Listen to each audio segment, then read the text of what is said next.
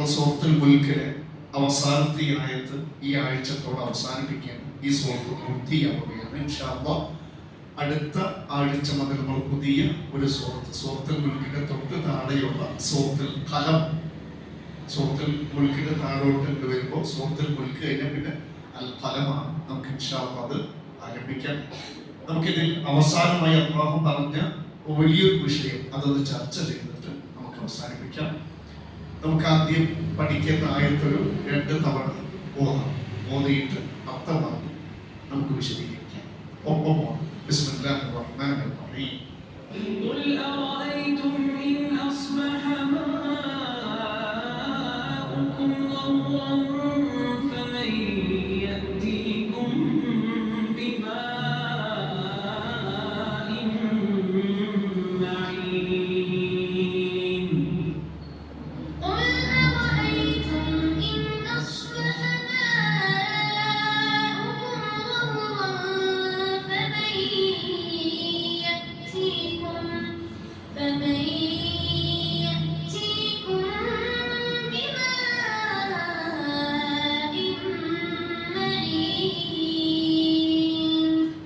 ആയത്തിൽ അല്ലാഹുവിനെ മാത്രം നമുക്ക് നൽകാൻ കഴിയുന്ന മഹത്തായൊരു അനുഗ്രഹത്തെ ബോധ്യപ്പെടുത്തുകയാണ്. പറയുക അല്ലെങ്കിൽ പ്രവാചകരെ മനുഷ്യരോട് ചോദിക്കാൻ, നിങ്ങൾ കണ്ടുപോ എന്ന് വെച്ചാൽ നമ്മളോട് ചിന്തിക്കാൻ അല്ലാഹു ആവശ്യപ്പെട്ടു. ഇനി പറയാൻ പോണ വിഷയത്തെക്കുറിച്ച്, നിങ്ങളുടെ വെള്ളം വറ്റിയതായി തീർന്നാൽ ആരാണ് നിങ്ങൾ ഒഴുകുന്ന ഉറവ് വെള്ളം കൊണ്ടുവന്ന് തരിക? ഒന്ന് പറയുക. അപ്പൊ അങ്ങനെ ഒരു ചോദ്യം ഉണ്ടായാൽ ഉറപ്പാണ് നമുക്ക് ഈ വെള്ളം ഇവിടെ നിന്ന് ഭൂമിയിൽ നിന്ന് അല്ലാഹു അപ്രത്യക്ഷമാക്കിയ, എവിടെ കിട്ടാനില്ലാത്തൊരവസ്ഥയിലാക്കിയാൽ ഈ വെള്ളം നമുക്ക് ആരെ കൊണ്ടുവന്നില്ല ചോദിച്ചാൽ അല്ലാഹുക്കല്ലാതെ കഴിയില്ല. അപ്പൊ അല്ലാഹു ഇത് തരുന്നുണ്ടെങ്കിൽ ആ അല്ലാഹുവിനെ മാത്രമേ നമ്മൾ ആരാധിക്കാവൂ. ഇതിൽ മറ്റാർക്കും പങ്കില്ലെങ്കിൽ അല്ലാഹുവിന് പങ്കാളികളെ നമ്മൾ ഉണ്ടാക്കാനും പാടില്ല. അപ്പൊ അല്ലാഹു തന്നെ ഈ മഹത്തായ അനുഗ്രഹം മനസ്സിലാക്കി അല്ലാഹുവിനെ ആരാധിച്ച് അല്ലാഹുക്ക് നന്ദി കാണിച്ച് നമ്മൾ ജീവിക്കണം. നമ്മൾ ഈ പാലക്കാട്ടുകാർക്ക് ഒന്നും വേണ്ട, മലമ്പുഴ വെള്ളം 2 ആഴ്ചക്ക് നിന്നുള്ള അവസ്ഥ എന്താണ്? തീർന്നല്ലേ, ഇവിടുന്ന് പോവും അല്ലെങ്കിൽ ലോറിയിൽ അടിക്കേണ്ടി വരും. ഇവിടെ അന്ന് നമ്മള് കുറച്ച് മുമ്പ് അങ്ങനെ നമുക്കൊരു പ്രയാസം ഉണ്ടായിരുന്നു അല്ലെ. 2 ആഴ്ച മുമ്പ് എന്താ വർക്കിന് വേണ്ടിയിട്ട് നിർത്തിവെച്ചു, ടാങ്കുകളൊക്കെ കാലിയായി, അവസാനം ബോട്ടിൽ വെള്ളം മേടിക്കേണ്ടി വന്നു. അപ്പൊ നമ്മുടെ ഈ നാട്ടിലൊരു ഡാമിലെ വെള്ളം കുറച്ച് റിപ്പയറിങ്ങിനോ മറ്റോ ഏതാനും ദിവസങ്ങൾ നിർത്തി വെക്കുമ്പോ നമ്മള് പ്രയാസപ്പെടും. ഭൂമിയിലെ മൊത്തം വെള്ളം ഊറൻ പറ്റി വരണ്ടു പോയാൽ ഇത് ചെയ്യും. അവിടെയാണ് നമ്മുടെ നിസ്സഹായത, മനുഷ്യ നിസ്സഹായത. ടെക്നോളജി കൊണ്ട് കഴിയില്ല. നമ്മുടെ എല്ലാം ഇവിടുന്ന് പോയാൽ എന്ത് ചെയ്യുന്നു? അവിടെയാണ് അല്ലാഹു സുബ്ഹാനഹു വ തആല ഓരോ നാടിനും അനുയോജ്യമായ ഭൂപ്രകൃതിയാണ് സംവിധാനിച്ചത്. ആ ഭൂപ്രകൃതി സംവിധാനിച്ച ആ നാടിന്റെ ജീവസുറ്റ അവസ്ഥ നിലനിർത്താൻ വേണ്ടി കൂടി, ഒരു നാടിനെ ജീവനുള്ളതാക്കി ജീവസുറ്റതായി നിലനിർത്തുന്ന പ്രധാന ഘടകം വെള്ളം തന്നെ. ആ വെള്ളം ഇല്ലെങ്കിൽ ആ നാട് ഉണങ്ങി വറ്റി വരണ്ടു പോകും. ഇപ്പൊ നമ്മുടെ കേരളത്തിലാണ്, നമ്മുടെ കേരളത്തിന്റെ ജിയോഗ്രഫി ശരിക്ക്, നമ്മുടെ കേരളത്തിന്റെ ഭൂമിശാസ്ത്രം പഠിക്കുമ്പോൾ ശരിക്ക് ഇവിടെ എങ്ങനെ നമ്മുടെ കേരളത്തിൽ വരൾച്ച എങ്ങനെ ഉണ്ടാകുന്നു എന്ന് നമ്മൾ പഠിക്കണം. അതിന്റെ കാരണം അല്ലാഹുവല്ല, നമ്മൾ തന്നെ. നമ്മുടെ കേരളത്തിൽ പ്രതിവർഷം പെയ്യുന്ന മഴയുടെ അളവ് എന്ന് പറയുന്നത് 3000 mm. ശരിക്കും ഇത് അധികമാണ്. ആവറേജ് പറയും. ഈ നമ്മള് ശരിക്കും ഇങ്ങനെ ഒഴുകിപ്പോകാതെ സ്റ്റോർ ചെയ്യണമെങ്കിൽ കേരളം മുങ്ങും, അത്രയും വെള്ളം.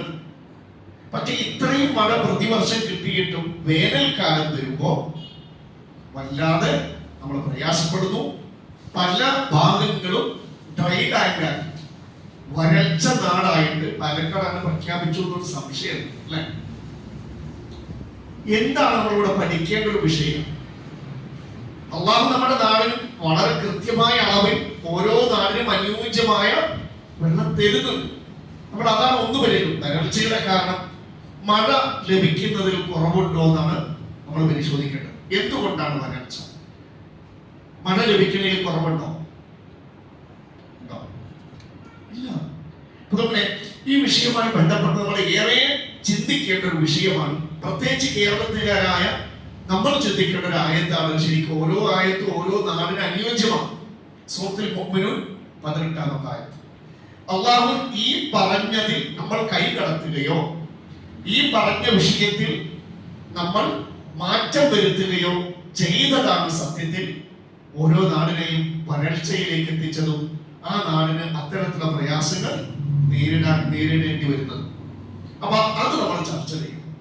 നമ്മുടെ മഴയിൽ കുറവുണ്ടോ എന്ന് ആദ്യം നോക്കാം. ആ എല്ലാ വിഷയങ്ങളും അള്ളാഹു പറയുന്നത്. ആദ്യം നമുക്കിത് മൂന്ന് ഒപ്പം പോകാം.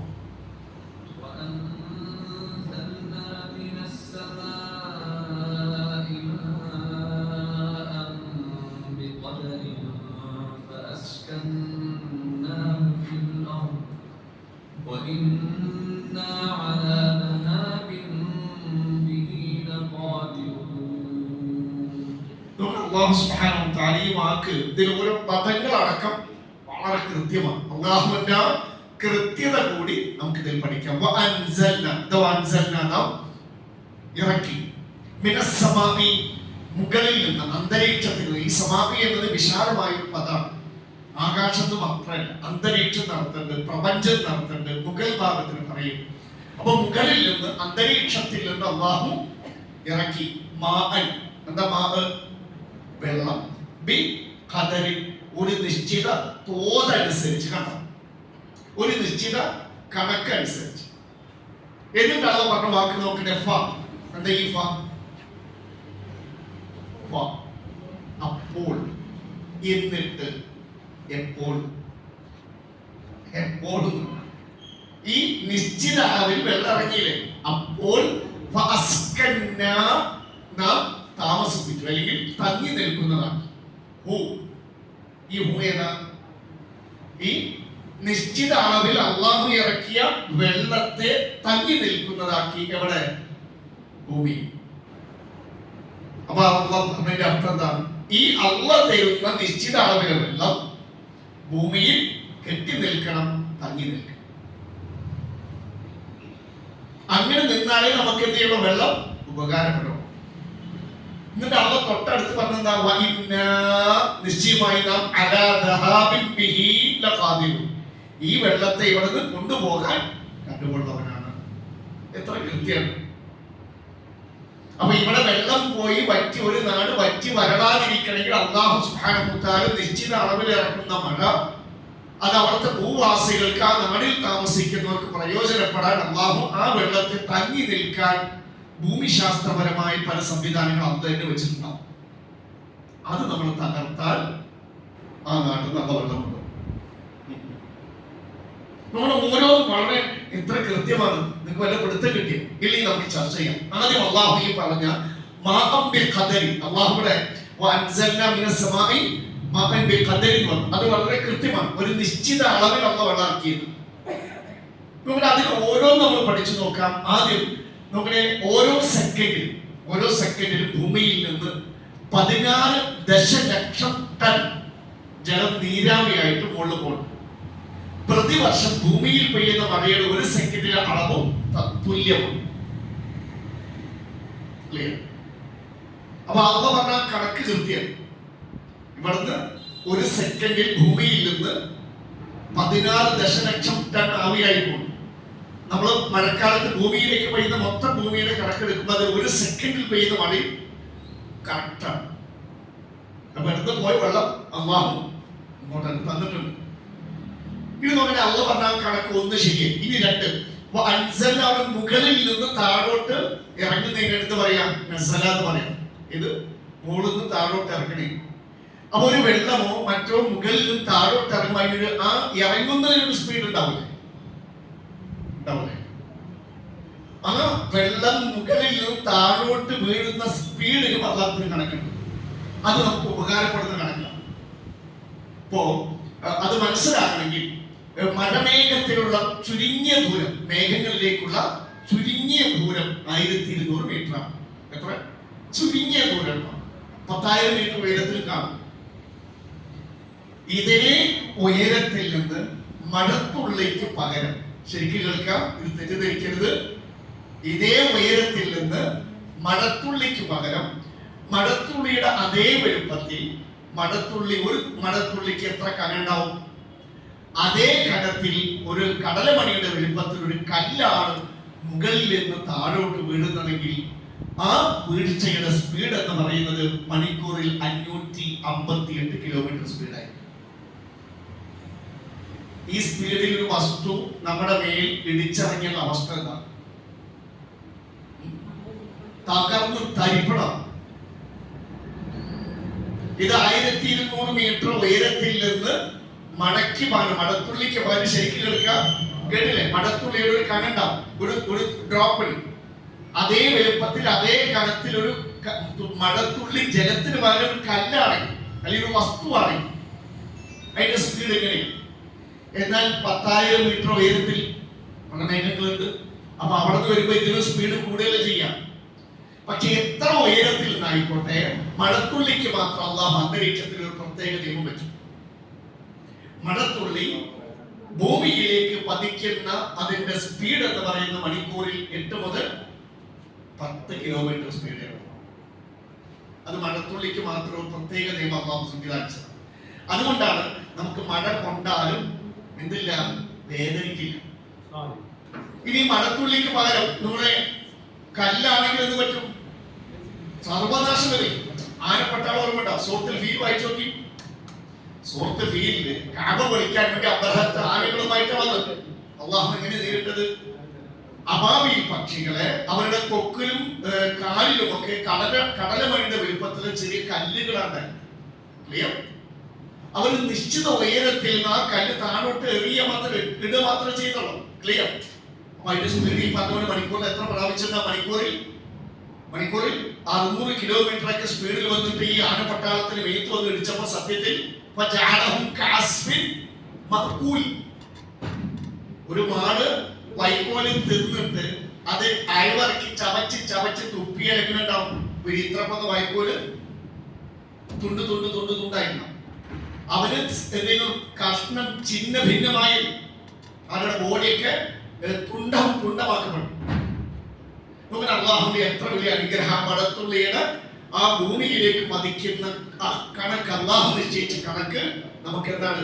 അനുഗ്രഹമാണ്. ഇനി വെള്ളത്തിന് പകരം അള്ളാഹു ദ്രവരൂപം പകരം ഖരരൂപത്തിലാണ് ഇറക്കിയെങ്കിൽ ഈ അവസ്ഥ ഉണ്ടാവും. അല്ലേ?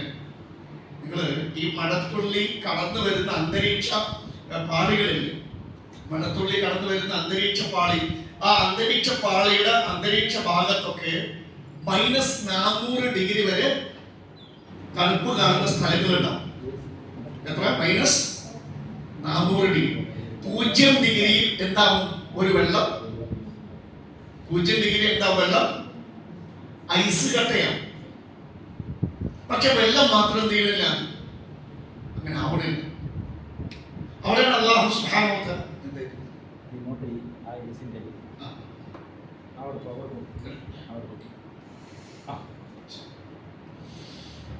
അപ്പൊ നോക്കണേ, അല്ലാഹു സുബ്ഹാനഹു വ തആല അവിടെയും നമ്മൾ അനുഗ്രഹിക്കുകയും ചെയ്തു.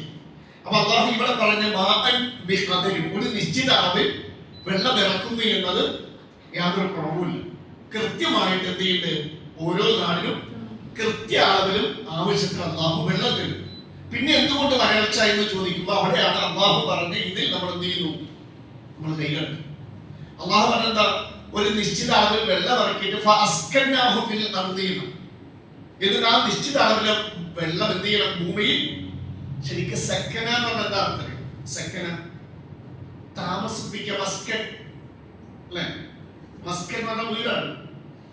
അപ്പോ അല്ലാഹു ഈ വെള്ളത്തെ ഭൂമിയിൽ താമസിപ്പിച്ചു. നമ്മളൊരു അതിഥിയെ വീട്ടിന് പുറത്ത് താമസിപ്പിക്കും, ഉള്ളിലോ? ഒരു അതിഥിനെ വീട്ടിനുള്ളിൽ താമസിപ്പിക്കും, പുറത്തോ? അല്ല, എന്നാൽ ഒരാൾ ഉള്ളിൽ. അള്ളാഹുടെ പറഞ്ഞ വാക്കതാണ്. അപ്പൊ ഈ നിശ്ചിത ആളുടെ വെള്ളം തീരം ഭൂഗർഭം, ഭൂമിന്റെ ഉള്ളിലേക്ക് ഭൂഗർഭത്തിലേക്ക് ഇറങ്ങണം. അപ്പോഴാണ് ഭൂഗർഭ ജലനിരപ്പ് ഉയരുക. അപ്പൊ വരൾച്ചല്ല. എന്താ വരൾച്ച? ഭൂഗർഭ ജലം വറ്റിപ്പോകലാണ് വരൾച്ച എന്ന് പറയുന്നത്. ഭൂഗർഭ ജലനിരപ്പ് ഉയർന്നാൽ ഉറവയായി കുളത്തിലും പുഴയിലും കിണറിലൊക്കെ ഉണ്ടാവും, ഒരു പ്രയാസം ഉണ്ടാവില്ല. അപ്പൊ അള്ളാഹ് പറഞ്ഞതാണ് ശരി. ഇതിൽ നമ്മൾ എന്ത് ചെയ്യുന്നു? ഇതാണ് ഏറ്റവും വലിയ വിഷയം. ഫാസ്കന്നാഹും അള്ളാന്റെ ഭാഗത്ത് കുഴപ്പമില്ല, കൃത്യമായിട്ട് ഇറക്കി. ഇനി നമ്മുടെ പണി എന്താ? അള്ളാഹു ഓരോ നാളിലും ഈ ജലം ഒഴുകി പോകാതിരിക്കണം എന്നാണ് അള്ളാഹ് പറഞ്ഞത്. അള്ളാഹ് തരുന്ന ഈ വെള്ളത്തെ ഒഴുകി പോകാതെ ഈ ഭൂമിയിൽ തങ്ങി നിൽക്കുന്നതാകണം. അപ്പൊ എന്ത് ചെയ്യും? അത് ഭൂഗർഭ ജലത്തിലേക്ക് ഇറങ്ങുകയും നമുക്ക് ഉറവയായും മറ്റുമൊക്കെ ഉപകാരപ്പെടുന്നവർക്കുണ്ടാവും. വരൾച്ച ഇല്ലാതാകും, അത് വറ്റി വരണ്ടു പോകാനിരിക്കും. അപ്പൊ അള്ളാഹു തന്നെ ഈ പെയ്യുന്ന മഴവെള്ളം ഭൂമിയിൽ തങ്ങി നിൽക്കാനും കെട്ടി നിൽക്കാനുള്ള സംവിധാനങ്ങൾ അള്ളാഹ് ഉണ്ടാക്കിയിട്ടുണ്ട് ഓരോ നാളിലും. നമ്മൾ അതിൽ കൈ കിടക്കാൻ പാടില്ല.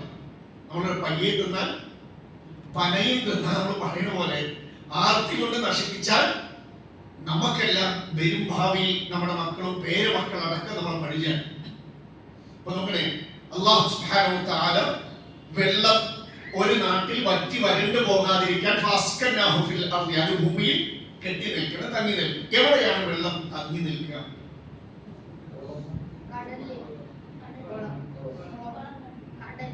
താഴ്ന്ന പ്രദേശം അല്ലെ? അങ്ങനെ കേരളത്തിന്റെ ജിയോഗ്രഫി കേരളത്തിൽ ചതുപ്പുകൾ കൂടുതലാണ്, താഴ്ന്ന ഭാഗങ്ങൾ കൂടുതലാണ്. കാരണം അവിടെയാണ് വെള്ളം കെട്ടി നിൽക്കുക. അങ്ങനെ ശരിക്കും സുബ്ഹാനല്ലാഹ് ഈ ചതുപ്പുകൾ, പാടങ്ങൾ, കിണറ്, കുളം ഇതൊക്കെ മഴവെള്ള സംഭരണത്തിന്റെ അക്ഷയപാത്രം എന്നാണ് പ്രയോഗം. നമുക്കത് മനസ്സിലാകണമെങ്കിൽ ഇപ്പോ 1 മീറ്റർ മഴക്കാലത്തൊക്കെ ഈ മഴക്കുഴി എടുക്കാനും വലിയ തൊടുള്ള കർഷകർക്ക് എന്ത് ചെയ്യും? മഴക്കുഴി എടുക്കും. വെറും 1 മീറ്റർ ആഴമുള്ള ഒരു മഴക്കുഴി. എത്രയാണ്? 1 മീറ്റർ മാത്രം ആഴമുള്ള ഒരു മഴക്കുഴി. 1 മീറ്റർ വീതിയും 1 മീറ്റർ ആഴമുള്ള ഒരു മഴക്കുഴി. ആ മഴക്കുഴി ഒരു വർഷക്കാലത്തെ മഴ പെയ്ത, അപ്പൊ ആ ഒരു വർഷക്കാലത്തെ മഴയോടെ ഈ ചെറിയൊരു കുഴി 1.5 ലക്ഷം ലിറ്റർ ജലമാണ് ഭൂഗർഭത്തിലേക്ക് ആക്കുക. ഈ ചെറിയൊരു കുഴി. അപ്പോൾ ഏക്കർ കണക്കിന്, ഹെക്ടർ കണക്കിന് ചതുപ്പുകളും പാടങ്ങളും കുളങ്ങളും എത്ര ജലം ഭൂഗർഭത്തിലേക്ക് ആക്കണ്ടാവും? അത് തകർത്താലോ? അത് തകർന്നാൽ വെള്ളത്തിന് അള്ളാഹു പറഞ്ഞ പോലെ കെട്ടി നിൽക്കാൻ, തങ്ങി നിൽക്കാൻ സംവിധാനമില്ല. അത് ഒലിച്ചിട്ട് അവിടെ എത്തും, കടലിലെത്തും. കടലിലെത്തി നമുക്ക് ഉപകാരമില്ല. ആവിയായി പോയ പിന്നെ മഴ പെയ്യും. ഇത് നാരായണത്തൂർ അന്തൻ പോലെ നാരായണത്തൂർ അന്തൻ ഗേറ്റ് ഉരുട്ടി വരും. അപ്പൊ മഴ തരിക, ഇതിവിടെ തങ്ങി നിന്നാൽ നമുക്ക് ഉപകാരപ്പെടും. നമ്മളെന്ത് ചെയ്യുന്നു? ഇതൊക്കെ തോർക്കുമ്പോ നേരെ ഇത് സ്പീഡിൽ ഒഴിച്ച് കടലിലെത്തുകയും അത് പിന്നെ ആവിയായിട്ട് പോകും, പിന്നെ മഴ പെയ്യും. നമുക്ക് പ്രയോജനമില്ല.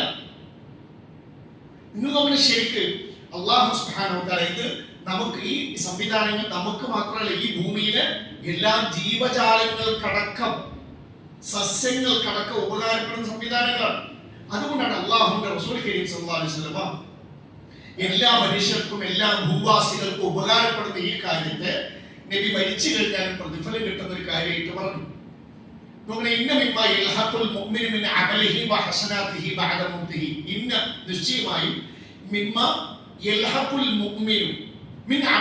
ഒരു മുഅ്മിനിന്റെ കർമ്മങ്ങളിൽ നിന്ന് അവന് എത്തിച്ചേരുന്ന കാര്യങ്ങളിൽപ്പെട്ടതാണ്. എന്തിൽ നിന്ന്? മിൻ അമലിഹി വഹസനാതിഹി, അവന്റെ പ്രവർത്തികളിൽ നിന്നും അവന്റെ നന്മകളിൽ നിന്നും. ബഅദ മൗതിഹി, അവൻ മരിച്ചു കഴിഞ്ഞാലും അവന്റെ ഖബറിലേക്ക് എത്തിച്ചേരുന്ന അവന്റെ പുണ്യപ്രവർത്തികളിൽപ്പെട്ട പുണ്യപ്രവർത്തികളാണെന്ന് പറഞ്ഞിട്ട് നബി പറയുന്നു. ഔ നഹറൻ അജ്റാം, പുഴ ഒഴുക്കുക, കുളം പോലുള്ള ജലസേചന പദ്ധതികൾ ആവിഷ്കരിക്കും. ഇപ്പൊ 2-3 ഏക്കറുള്ള സ്ഥലം നമുക്ക് എന്ത് ചെയ്യാം? നല്ലൊരു കുളം എടുക്കാം. 1-2 കുളം എടുക്കാനുള്ള സ്ഥലമുണ്ട്. ആ 1 ഏക്കർ സ്ഥലത്ത് എല്ലാ വെള്ളം എവിടെ എത്തിക്കാം? ആ കുളത്തിലെത്തിക്കാം. ആ നാടിലേക്ക് ജീവസ്വത്ത്, എല്ലാ പ്രകൃതി സ്വത്തും തിരിച്ചു. ഇതൊന്നും അങ്ങനെ കഴിഞ്ഞിട്ടില്ല. എനിക്ക് വേറൊരു ഹദീസ്, താഴ്ന്ന ഭാഗത്തെ വെള്ളം കെട്ടി നിൽക്കാം, അത് സംരക്ഷിക്കുന്നത് ഖബറിലേക്കുള്ള പുണ്യം എന്ന് പറയുന്നത്. കാരണം ഇത് നമുക്കല്ല, ലോകാവസാനം വരെ എല്ലാ മനുഷ്യർക്കും ഉപകാരപ്പെടുന്ന കാര്യമാണ്. നമ്മൾ നോക്കണേ 7 കാര്യങ്ങൾ കേട്ടോ. ഈ ജലാലിൽ അബ്ദി അജ്റഹുന്ന 7 കാര്യങ്ങൾ നമ്മൾ മരിക്കുന്നതിന് മുമ്പ് ചെയ്താൽ അതിന്റെ പ്രതിഫലം അവന് ഒഴുകി എത്തിക്കൊണ്ടിരിക്കും, മുറിയാതെ കിട്ടിക്കൊണ്ടിരിക്കും. വഹുവ ഫീ ഖബരി, അവനവന്റെ ഖബറിലാണ്. ബഅദ മൗതിഹി, അവൻ മരിച്ചിട്ട് അവൻ ഇപ്പോൾ എവിടെയുള്ളത്? ഖബറിലാണ്. പക്ഷെ മരിക്കുന്നതിന് മുമ്പ് അവൻ ചെയ്തു. നോക്കണ അതിൽപ്പെട്ട കാര്യമായി പറഞ്ഞ ഔ ഹഫറ ബിഅറൻ, ഒരു കിണർ കുഴിക്കും. സുബ്ഹാനല്ലാഹ്, 1 മീറ്റർ ആഴമുള്ള ഒരു കുഴി എത്ര ലക്ഷം ലിറ്റർ ജലം? 1.5 ലക്ഷം ലിറ്റർ ജലം ഭൂമിയിൽ കിടക്കുന്നത്. അപ്പൊ ഭൂഗർഭ ജലം പോയിരുന്നില്ലേ? അപ്പൊ ഒരു കിണർ അതിനേക്കാട്ട് ഇറക്കൂലേ അല്ലേ? നോക്കണ അതുകൊണ്ട് നബി എന്ത് ചെയ്തു? കിണർ കുഴിക്കുക എന്നത് മരിച്ചു കഴിഞ്ഞാൽ പ്രതിഫലമുള്ള കാര്യം. അത് നമുക്ക് മാത്രമല്ല, ഒരു കിണർ കുഴിച്ചാൽ ആ നാട്ടില് മഴ മുഴുക്ക ആ കിണറിലേക്ക് വീഴുകയും ആ നാട്ടില് ആ പരിസരത്തെ എന്ത് ചെയ്യുന്നു? ഭൂഗർഭ ജലനിരപ്പ് ഉയരും. അവിടുത്തെ നീറ്റ് അവിടെ തന്നെ ജലം അവിടെ തന്നെ ഉണ്ടാവും. പരിസരത്തെ എല്ലാ ആൾക്കാർക്കും അവരുടെ കിണറിലേക്ക് എന്ത് ചെയ്യാൻ ഓർമ്മയായിട്ട് കിട്ടും. നമ്മുടെ അതൊക്കെ മരിച്ചു കഴിഞ്ഞാൽ പുണ്യായിട്ടുള്ള കാര്യം പറഞ്ഞു. നമ്മുടെ അല്ലാഹു സുബ്ഹാനഹു വ തആല ഫസ്കനഹു ഫിൽ അർളി, ഈ തരുന്ന വെള്ളം ഭൂമിയിൽ കെട്ടി നിൽക്കണം, തങ്ങി നിൽക്കണം പറഞ്ഞു. അതിന് അല്ലാഹു സംവിധാനം വെച്ചിട്ടുണ്ട്. നമ്മൾ അത് നശിപ്പിക്കേണ്ടവരല്ല, നമ്മൾ സംരക്ഷകരാണ്. പ്രത്യേകിച്ച് മുസ്ലിം നമ്മൾ അത് പരിപോഷിപ്പിക്കേണ്ടത്. നമ്മൾ ഖലീഫ എന്നല്ല മനുഷ്യന്മാരെ പറ്റി അല്ലാഹു പറഞ്ഞത്. ഖലീഫ എന്താ? ഖലീഫ ഭൂമിയിൽ മലക്കുകളോട് മനുഷ്യരെ സൃഷ്ടിക്കുന്ന ആദ്യം ഞാൻ ഖലീഫയെ ഉണ്ടാക്കാൻ പോകും. നമ്മൾ ഖലീഫയെ, ഭരണാധികാരിക്ക് ഖലീഫ എന്ന് പറയും. ഒരു ഭരണാധികാരിയുടെ കടമ എന്താണ്? പ്രജകളെ സേവിക്കുക, പ്രജകൾക്ക് ജീവിക്കാനുള്ള സൗകര്യങ്ങൾ ചെയ്തു കൊടുക്കുക. അപ്പൊ നമ്മൾ ഈ ഭൂപ്രകൃതിയിലെ സ്വത്ത് ഇവിടുത്തെ എല്ലാവർക്കും ഉപകാരപ്പെടുന്ന പോലെ ആരാണ്? സംരക്ഷിക്കേണ്ട ഖലീഫയാണെന്ന് മറക്കാൻ പാടില്ല. ഇത് നോക്കണേ, അല്ലാഹു സുബ്ഹാനഹു വ തആല അല്ലേ പെയ്യുന്ന മഴ, വരൾച്ച ഇല്ലാതാകണമെങ്കിൽ പെയ്യുന്ന മഴ ഭൂമിയിൽ തങ്ങി നിൽക്കണം. അതിലൊരു സംവിധാനം ഇത് താഴ്ന്ന പ്രദേശങ്ങൾ. നമ്മൾ പറഞ്ഞു ഈ താഴ്ന്ന പ്രദേശങ്ങൾ സംരക്ഷിക്കൽ മരിച്ചു കഴിഞ്ഞാലും പ്രതിഫലമുള്ള കാര്യമായിട്ട് പറഞ്ഞു. ഇനി നോക്കണേ, കേരളത്തെ പറ്റി സാധാരണ എങ്ങനെയെങ്കിലും കേട്ടിട്ടുള്ളത്? കേരളം മാമലകളുടെ നാട് എന്നാണ് അല്ലെ? അങ്ങനെ തന്നെയാണോ കേട്ടിട്ടുള്ളത്? അല്ലെ, മാമലകളുടെ നാട്. സുബ്ഹാനല്ലാഹ്, ഇന്ന് തമിഴ്നാട് അങ്ങനെയല്ല. ഇവിടെ പെയ്യുന്ന മഴ തമിഴ്നാട് പെയ്താൽ കോലങ്ങൾ പറയും. ഉറപ്പാ. അല്ലാഹു ശരിക്ക് ഖാലിഖാണ്, സൃഷ്ടാവാണ്, നിർമ്മാതാവാണ്, ഓരോന്ന് അനുയോജ്യമായ രൂപകരണം കൊടുക്കുന്നവൻ. കേരളത്തിൽ നൽകിയ രൂപ, ആ ജിയോഗ്രഫി, ഭൂമിശാസ്ത്ര കൃതിയാണ്. താഴ്ന്ന പ്രദേശം കൂടുതലാണ്, മലകളും കൂടുതലാണ്. നോക്കണേ, അല്ലാഹു കേരളത്തിന്റെ ജിയോഗ്രഫി നമ്മൾ അറിയണം. ഈ ഒരു നാട് വറ്റി വരണ്ട് പോകാതിരിക്കാൻ അല്ലാഹു വെച്ച സംവിധാനം സംരക്ഷിക്കാൻ ഇതറിയണം. അപ്പോൾ ശരിക്കും കേരളം അറബിക്കടലിലേക്ക് 45 ഡിഗ്രി ചെരിഞ്ഞ് ചെങ്കുത്തായിട്ടാണ് കിടക്കുന്നത്. 45 ഡിഗ്രി അറബിക്കടലിലേക്ക് ചെരിഞ്ഞ്. സ്വാഭാവികമായും ഇവിടെ പെയ്യുന്ന മഴ എന്ത് ചെയ്യും? ചെരിഞ്ഞ് ചെങ്കുത്തായിട്ടല്ലേ കിടക്കുന്നത്. സ്വാഭാവികമായി മഴ എന്ത് ചെയ്യും? വളരെ സ്പീഡിൽ എവിടെ കുടുങ്ങി പോകും? കടലിലേക്കും. കടലിലെത്തിയാൽ നമുക്ക് ഉപകാരമില്ല. അപ്പൊ എന്ത് ചെയ്യണം? ഇവിടെ കേരളത്തെ അവിടെയായിട്ട് തങ്ങി നിൽക്കണ്ടേ? നമ്മൾ ഈ പറഞ്ഞ ആയത്തിലാ എന്താണ്? ഭൂമിയിൽ തങ്ങി നിൽക്കണം. അപ്പൊ അല്ലാഹു സുബ്ഹാനഹു വ തആല എന്ത് ചെയ്തു? ഇത് സ്പീഡിൽ ഒലിച്ചു പോകാതെ അത് തങ്ങി നിന്ന് ഭൂമിക്ക് കുടിക്കാനും ഭൂഗർഭത്തിലേക്ക് ഇറക്കാനും അല്ലാഹു സുബ്ഹാനഹു വ തആല കേരളത്തിന്റെ ജിയോഗ്രഫി അല്ലെങ്കിൽ ഭൂമിശാസ്ത്രം ഉണ്ടാക്കിയപ്പോൾ മലകൾ കൂടുതലാണ്. മലകൾ കൂടുതലാണ്.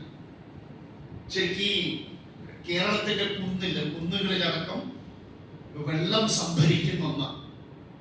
ജലസംഭരണത്തിന്റെ വലിയൊരു സംവിധാനം മല, കുന്ന്, കാട്. നോക്കണേ, കേരളത്തിന്റെ കുന്നുകളിൽ കാണുന്ന മണ്ണ് എന്ന് പറയുന്നത്, കല്ല് എന്ന് പറയുന്നത് ലാറ്ററൈറ്റ് വെട്ടുകല്ല് മണ്ണാണ്. വെട്ടുകല്ല് മണ്ണ് അല്ലെ? ലാറ്ററൈറ്റ് വെട്ടുകല്ല് എന്ന് പറയും. 1 കിലോ ലാറ്ററൈറ്റ് വെട്ടുകല്ല് മണ്ണിൽ 400 ഗ്രാം വെള്ളം സ്റ്റോർ സംഭരിച്ചു. കേരളത്തിലെ കുന്നുകളിലടക്കം വെള്ളം അത് പിടിച്ചു. മഴക്കാലം കഴിഞ്ഞാൽ ഈ വെള്ളം ഉറ്റായിട്ട് പുറത്തേക്ക് വന്ന് അതിങ്ങനെ ആ നീറ്റ് വന്ന് എവിടത്തും പുഴയിലൂടെ നാട്ടിലത്തെ പുഴയിലെത്തുമ്പോൾ ആ ഭാഗത്തുള്ള എല്ലാ കിണറും കുളമൊക്കെ ഇതുപോലെ ശരിക്ക് കാട് മല എന്നത് ഏറ്റവും വലിയ ജലസംഭരണത്തിന്റെ ഒരു സംവിധാനമാണ്. അപ്പൊ അത് മനസ്സിലാകണമെങ്കിൽ മരം പെയ്യുക എന്നുള്ള പ്രയോഗം കേട്ടിട്ടില്ല. നമ്മൾ മരം പെയ്യുക, മഴ പെയ്യില്ല, മരം പെയ്യുക കേട്ടിട്ടില്ല.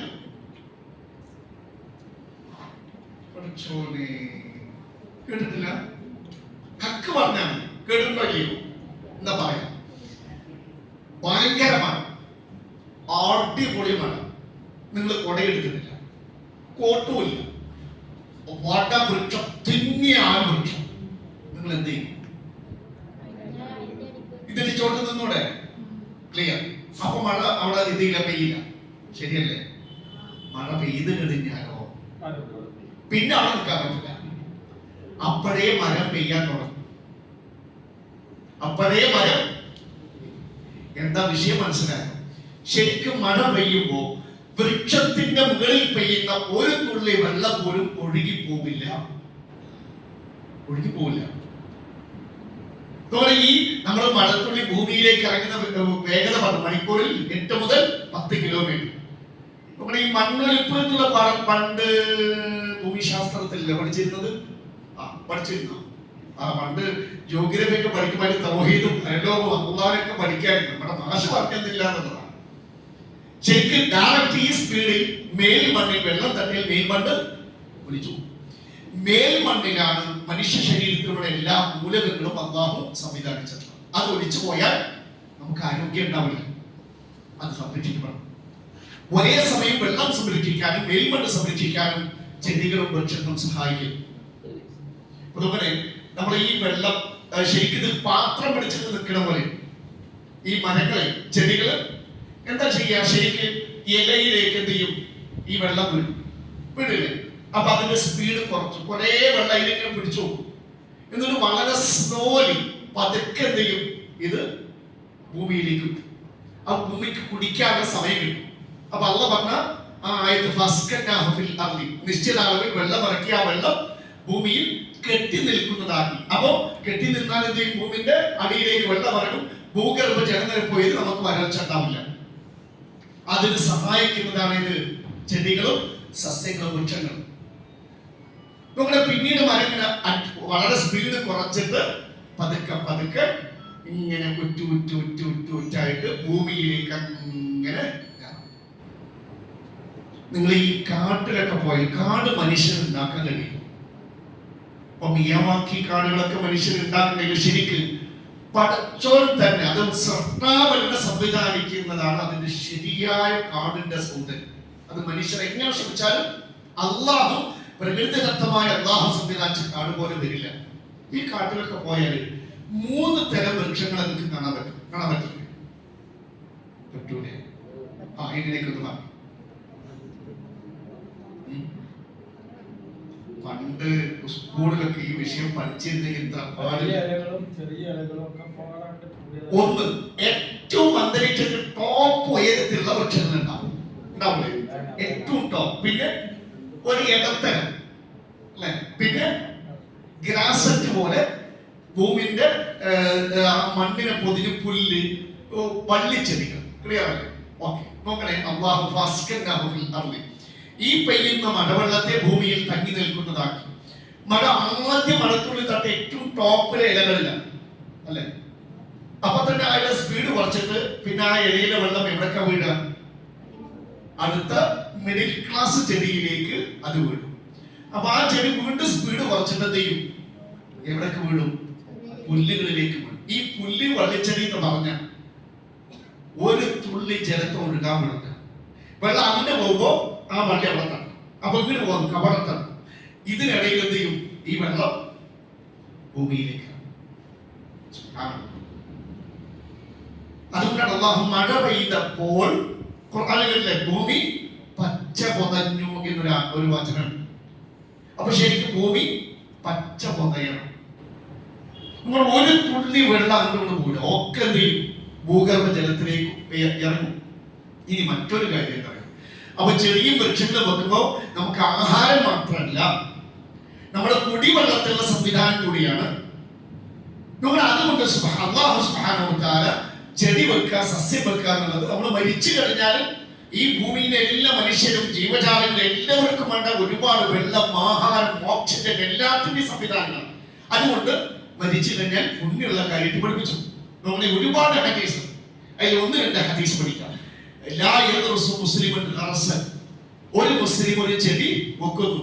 വലാ യസ്റഉ സർഅൻ, ഒരു കൃഷി ചെയ്യുന്നു. അങ്ങനെ ഫയഅകുലു മിൻഹു, അയാൾ നട്ട ചെടിയിൽ നിന്ന്, കൃഷിയിൽ നിന്ന് ത്വയ്റൻ, ഒരു പക്ഷിയോ ഔ ഇൻസാനോ മനുഷ്യനോ വലാ ദാബ, ഏതെങ്കിലും ജന്തു ഭക്ഷിച്ചു.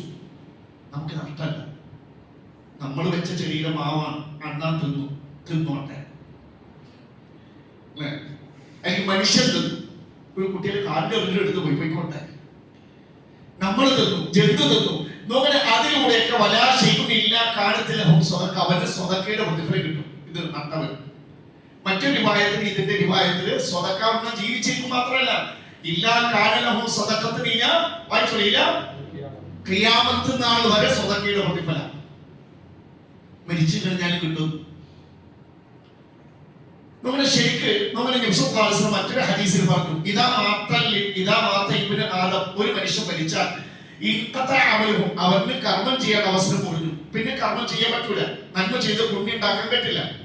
ഇല്ല, 3 കാര്യങ്ങൾ ഒഴികെ 3 കാര്യങ്ങൾ മരിക്കുന്നതിന് മുമ്പ് ചെയ്താൽ മരിച്ചു കഴിഞ്ഞാൽ പുണ്യം കിട്ടും. അതിൽപ്പെട്ട ഒന്നായി നബി എഴുതിയത് സ്വദഖത്തുൻ ജാരിയ. എന്താണ്? ഭംഗം വരാതെ ഖബറിലേക്ക് നടന്നുകൊണ്ടിരിക്കുന്ന സ്വതക്ക, എന്നുവെച്ചാൽ മുറിയാതെ ലഭിക്കുന്ന സ്വതക്ക. ഏതാണത്? ഇപ്പൊ നമ്മള് ഒരു കാര്യം ചെയ്യും. ഇപ്പൊ നമ്മുടെ ഈ പള്ളി സ്വതക്കത്തും ജാരി, നമ്മൾ ഒരു കാര്യം ചെയ്തു, അതിന്റെ ഫലം നമ്മൾ മരിച്ചു കഴിഞ്ഞിട്ടും ആളുകൾ അനുഭവിക്കുകയാണെങ്കിൽ നമ്മുടെ പ്രവൃത്തി കൊണ്ട്, നമ്മുടെ ഒരു പ്രവൃത്തിയുടെ ഫലം, ഇപ്പൊ ഇതിന് ഫണ്ട് ചെയ്ത് ഒരുപാട് പേര്, ചിലർ മരിച്ചിട്ടുണ്ടാവും, ചിലർ ജീവിച്ചിരിക്കുന്നുണ്ടാവും. പക്ഷെ നമുക്ക് പകരപ്പെട്ടില്ലേ, അള്ളാഹ് സുജൂദ് ചെയ്യുന്നില്ലേ, ക്ലാസ്സുകൾ കേൾക്കുന്നില്ലേ? അപ്പം അത് ഈ അയാളുടെ പ്രവൃത്തി ഇപ്പോഴും ഇവിടെ നിൽക്കല്ലേ, അയാളുടെ നന്മ ഇവിടെ നിൽക്കല്ലേ, കഴിഞ്ഞിട്ടില്ല. ഇപ്പൊ നമ്മൾ മഗ്‌രിബ് നമസ്കരിച്ച് അത് കഴിഞ്ഞു. ഇനി നാളെ മഗ്‌രിബിന് ഉണ്ടെങ്കിലേ മഗ്‌രിബ് കിട്ടും, ഇല്ലെങ്കിൽ ഇല്ല. അങ്ങനെ പലതും. ഇപ്പൊ നമ്മൾ അതിൽപ്പെട്ടതാണ് സസ്യങ്ങൾ. നമ്മളൊരു സസ്യം വെക്കും, നമ്മൾ മരിച്ചു. അതുകൊണ്ട് അതിന്റെ ഫലം, നമ്മൾ ചെയ്ത കർമ്മം അവിടെ തന്നെ നിൽക്കണതിന്റെ ഗുണം ആൾക്കാർക്ക് കിട്ടിക്കൊണ്ടിരിക്കണം. എന്തൊക്കെ ഗുണമാണ് കിട്ടുക? ഓക്സിജൻ വേണ്ടേ? അത് പ്രൊഡക്ട് ചെയ്യുന്നത്, അതിനുവേണ്ടി നിശ്ചയിച്ചത് സസ്യങ്ങളുടെ ഇലകളാണ്. നമ്മൾ പുറത്ത് കാർബൺ ഡൈ ഓക്സൈഡ് വിട്ടില്ലേ, ഇത് ഇത് ചൂടാൻ പാടില്ല, അവിടെ കൂടാൻ പാടില്ല. ഇത് ചെടികൾ വലിക്കുമ്പോൾ അന്തരീക്ഷം ശുദ്ധിയായി. 2 പിന്നെ പറയും ഫലങ്ങൾ. 3 ഇവിടെ ഭയങ്കര ഉഷ്ണം. നമ്മളിപ്പോ AC ഉണ്ടോ അല്ലെ? നമ്മുടെ ഉഷ്ണം കുറയ്ക്കാനുള്ള വഴി എന്താണ്? ഇപ്പോ ഈ ചൂട് ഡയറക്റ്റ് ഭൂമിയിൽ തട്ടിയാൽ, തറയിൽ തട്ടിയാൽ അതിന്റെ ഉഷ്ണം റിവേഴ്സ് വരും. അതാണ് ഉഷ്ണമായിട്ട് ഹ്യൂമിഡിറ്റി ഒക്കെ ഉണ്ടാവുന്നത്. മറിച്ച് ഈ ചൂട് നേരെ സസ്യങ്ങളുടെ ഇലയിൽ തട്ടിയാൽ എന്താ പറ്റുക? പ്രകാശ സംശ്ലേഷണം അല്ലെ, ഫോട്ടോസിന്തസിസ് നടക്കുമ്പോൾ ഇത് ഒരു കൂളിംഗ് പുറത്തൗട്ട് ചെയ്യും. അതുകൊണ്ട് വൃക്ഷത്തിന് ചോട്ട് നല്ല AC ഇരിക്കുന്ന പോലെ ഭയങ്കര സുഖമായിരിക്കും. അതുകൊണ്ട് ആ വൃക്ഷങ്ങൾ വെച്ച് പിടിപ്പിക്കുമ്പോൾ അതിന്റെ ചുറ്റുവട്ടത്തേക്ക് ഉഷ്ണം കുറയും. നമ്മൾ വെച്ചതിലൂടെ ഇവിടത്തെ ജന്തുക്കൾക്കും മനുഷ്യർക്കും, എത്ര മനുഷ്യർക്കാണ് ഈ ഓക്സിജൻ ഉണ്ടാവുന്നത്? നമ്മൾ വെച്ച ചെടിയിലൂടെ എത്ര പേർക്ക് കിട്ടുന്നുണ്ടാവും? നമ്മൾ മാത്രമല്ല ശ്വസിക്കുക.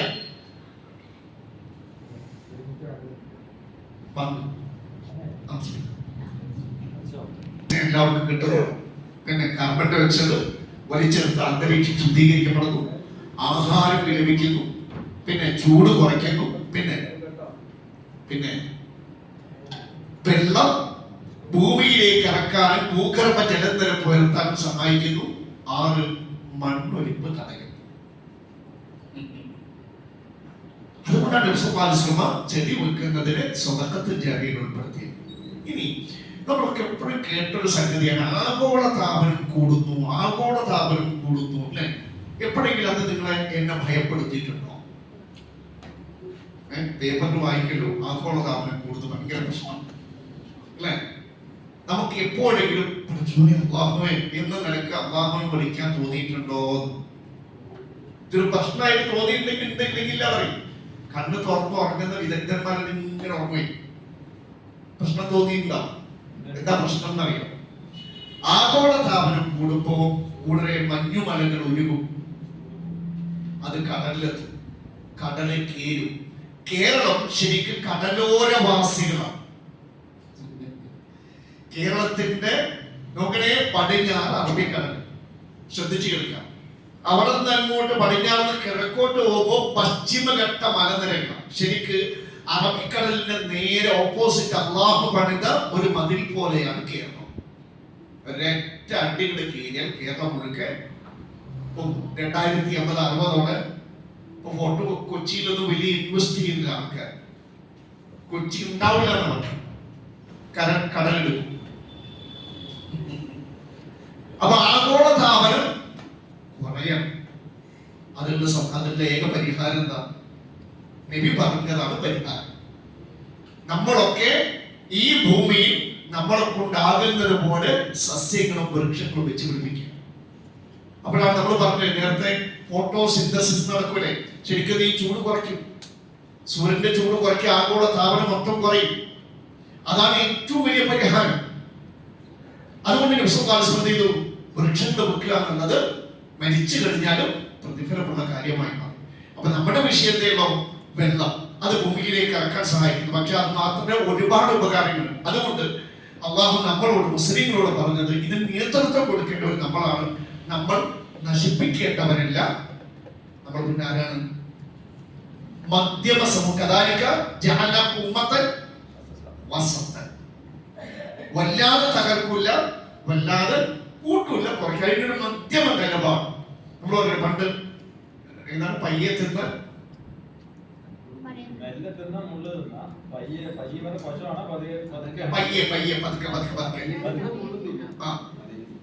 അത് പയ്യെ തിന്ന പനയും തിന്നാണ് അത് കേട്ടിട്ടുള്ളത്. എന്താണെങ്കിലും അപ്പൊ നമ്മള് വല്ലാതെ ഇത് നശിപ്പിക്കുമ്പോ നമുക്ക് മാത്രമല്ല ഒരു നാട് തന്നെ നശിച്ചു പോകും. ഒരു നാട് തന്നെ നശിക്കേണ്ട കൂട്ടരുത്. അള്ളാഹു നബിയെ ചോദിക്കുക, പറയാ സീറൂഫില്ല, ഭൂമിയിലൂടെ നടക്കും, മന്ദോറെന്നിട്ട് നോക്കി കൈഫക്കാന ആഖിബത്തുൽ മുജ്രിമീൻ, കുറ്റവാളികളുടെ പര്യവസാനം എങ്ങനെയായിരുന്നു.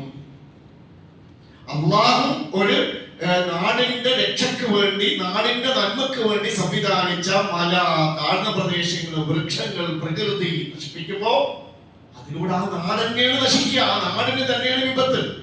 അതുകൊണ്ട് അള്ള പറഞ്ഞപോലെ നമുക്ക് സഞ്ചരിച്ചു നോക്കാം. കുറച്ചു മുമ്പ് മഹാരാഷ്ട്രയിലെ 2 ജില്ലകൾ ലാത്തൂര്, ബീഡ്. മഹാരാഷ്ട്രയുടെ പ്രത്യേകത അറിയോ?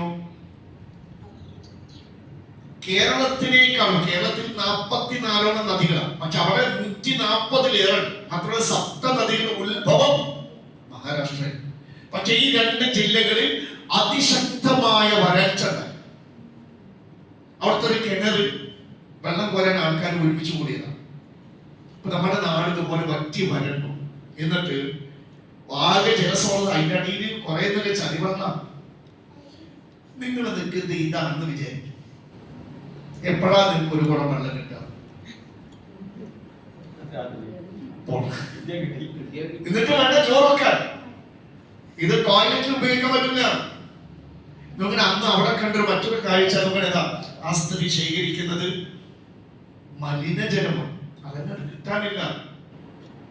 എന്താ കൂട്ടരെ കാര്യങ്ങൾ പഠിക്കാത്തത്? നമ്മള് കഴിഞ്ഞ 2 ദിവസം മലപ്പുറ വെള്ളം നിർത്തി. നമ്മള് പാലക്കാട്ടിലെ ഏറ്റവും ആ ഡാമിലെ ഒരു 5 ദിവസം വെള്ളം നിർത്തിയടക്കം കിട്ടും. നമ്മുടെ അവിടെ കിണർ ഉപയോഗിക്കാൻ പറ്റില്ല. കാരണം എന്താ? ഡിച്ച് ഡ്രൈനേജ് അടുത്തടുത്തായതുകൊണ്ട് അതിന്റെ മലിനജലത്തിലേക്ക് ചേരുന്നു. പിന്നെ അവിടെ മറ്റൊരു കണ്ടൊരു കാഴ്ചത, ടാങ്കറിലോടെ വരും. എന്നാല് നമ്മുടെ നാടിനോട് വറ്റി വരണ്ടിട്ട് ആ ഒരു ടാങ്കിൽ ഒരു ദിവസം വരും. ഒരു നാട്ടിൽ 1000 ആൾക്കാരൊക്കെ പങ്കിട്ടുണ്ട്. ഈ 4-ാം തീയതി 5-ാം തീയതി മലപ്പുറം വെള്ളം ഉണ്ടാവില്ല. അള്ളാഹു പറഞ്ഞ സംവിധാനത്തെ പറ്റി ചിന്തിക്കും. നമുക്ക് ആ കാഴ്ച ഒന്ന് കാണാം. ഒരു ടാങ്കർ ലോറി വന്നപ്പോ വെള്ളം കിട്ടാതെ പരക്കം പായുന്ന ആ കാഴ്ച ഒന്ന് കണ്ട പടച്ചോനെ, എന്റെ നാട് പോലെ വറ്റി വരണ്ടാൽ ഞാനും എന്റെ മക്കളും എന്തായിരിക്കും അവസ്ഥ.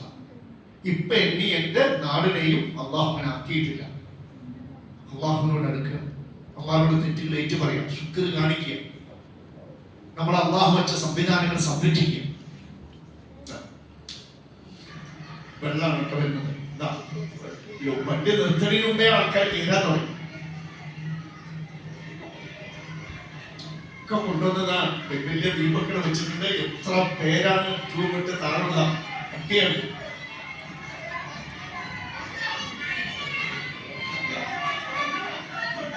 കുറച്ച് വെള്ളത്തിന് അത് തീർന്നതിന് മുമ്പ് എന്ത് ചെയ്യണം? അവനെ വേണ്ടി കുറച്ച് ശേഖരിക്കണം.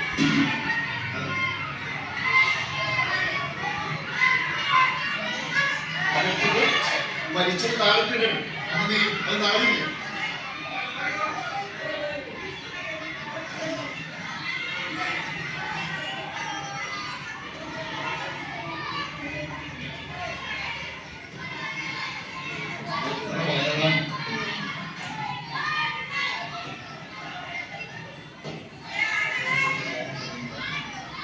അള്ളാഹു കാത്തുരക്ഷിക്കണം.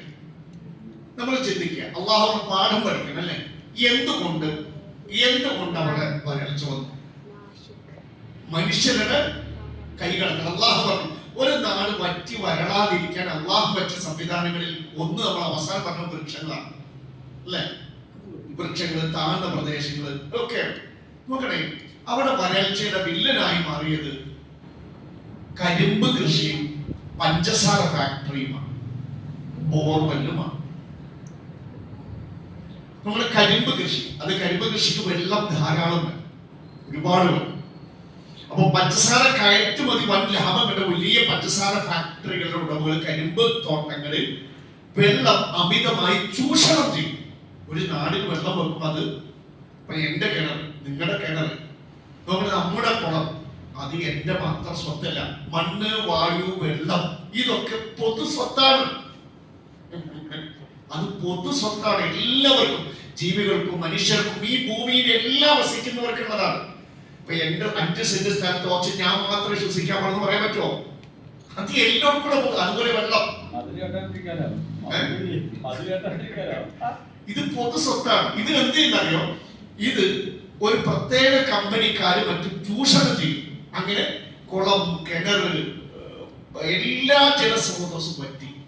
പിന്നെ അവസാനം വെള്ളത്തിന് വേണ്ടി ഇവർ എന്ത് ചെയ്യുന്നറിയോ? ബോർവെൽ അടിക്കാൻ. ആദ്യം 100 അടി 150 അടിക്കൊക്കെ കെട്ടിക്കൊണ്ടിരുന്നു. പിന്നീട് എത്രയെന്ന് വെച്ചാൽ ഓരോ മീറ്ററിലും ബോർവെൽ, 1 മീറ്ററിലും ബോർവെൽ, ഇവിടെ 1 മീറ്റർ, ഇങ്ങനെ അടുത്തടുത്ത് ഇപ്പോ 800 അടി 900 അടിക്ക് വെള്ളം. മഹാവില്ലനാണ് ബോർവെൽ, കുഴൽക്കിണർ.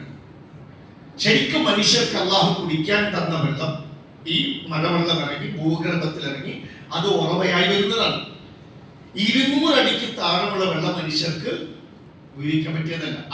അയന്റെ ശക്തി കൂടുതലാണ്.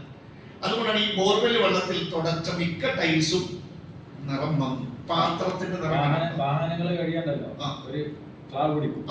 പാത്രം കണ്ടില്ല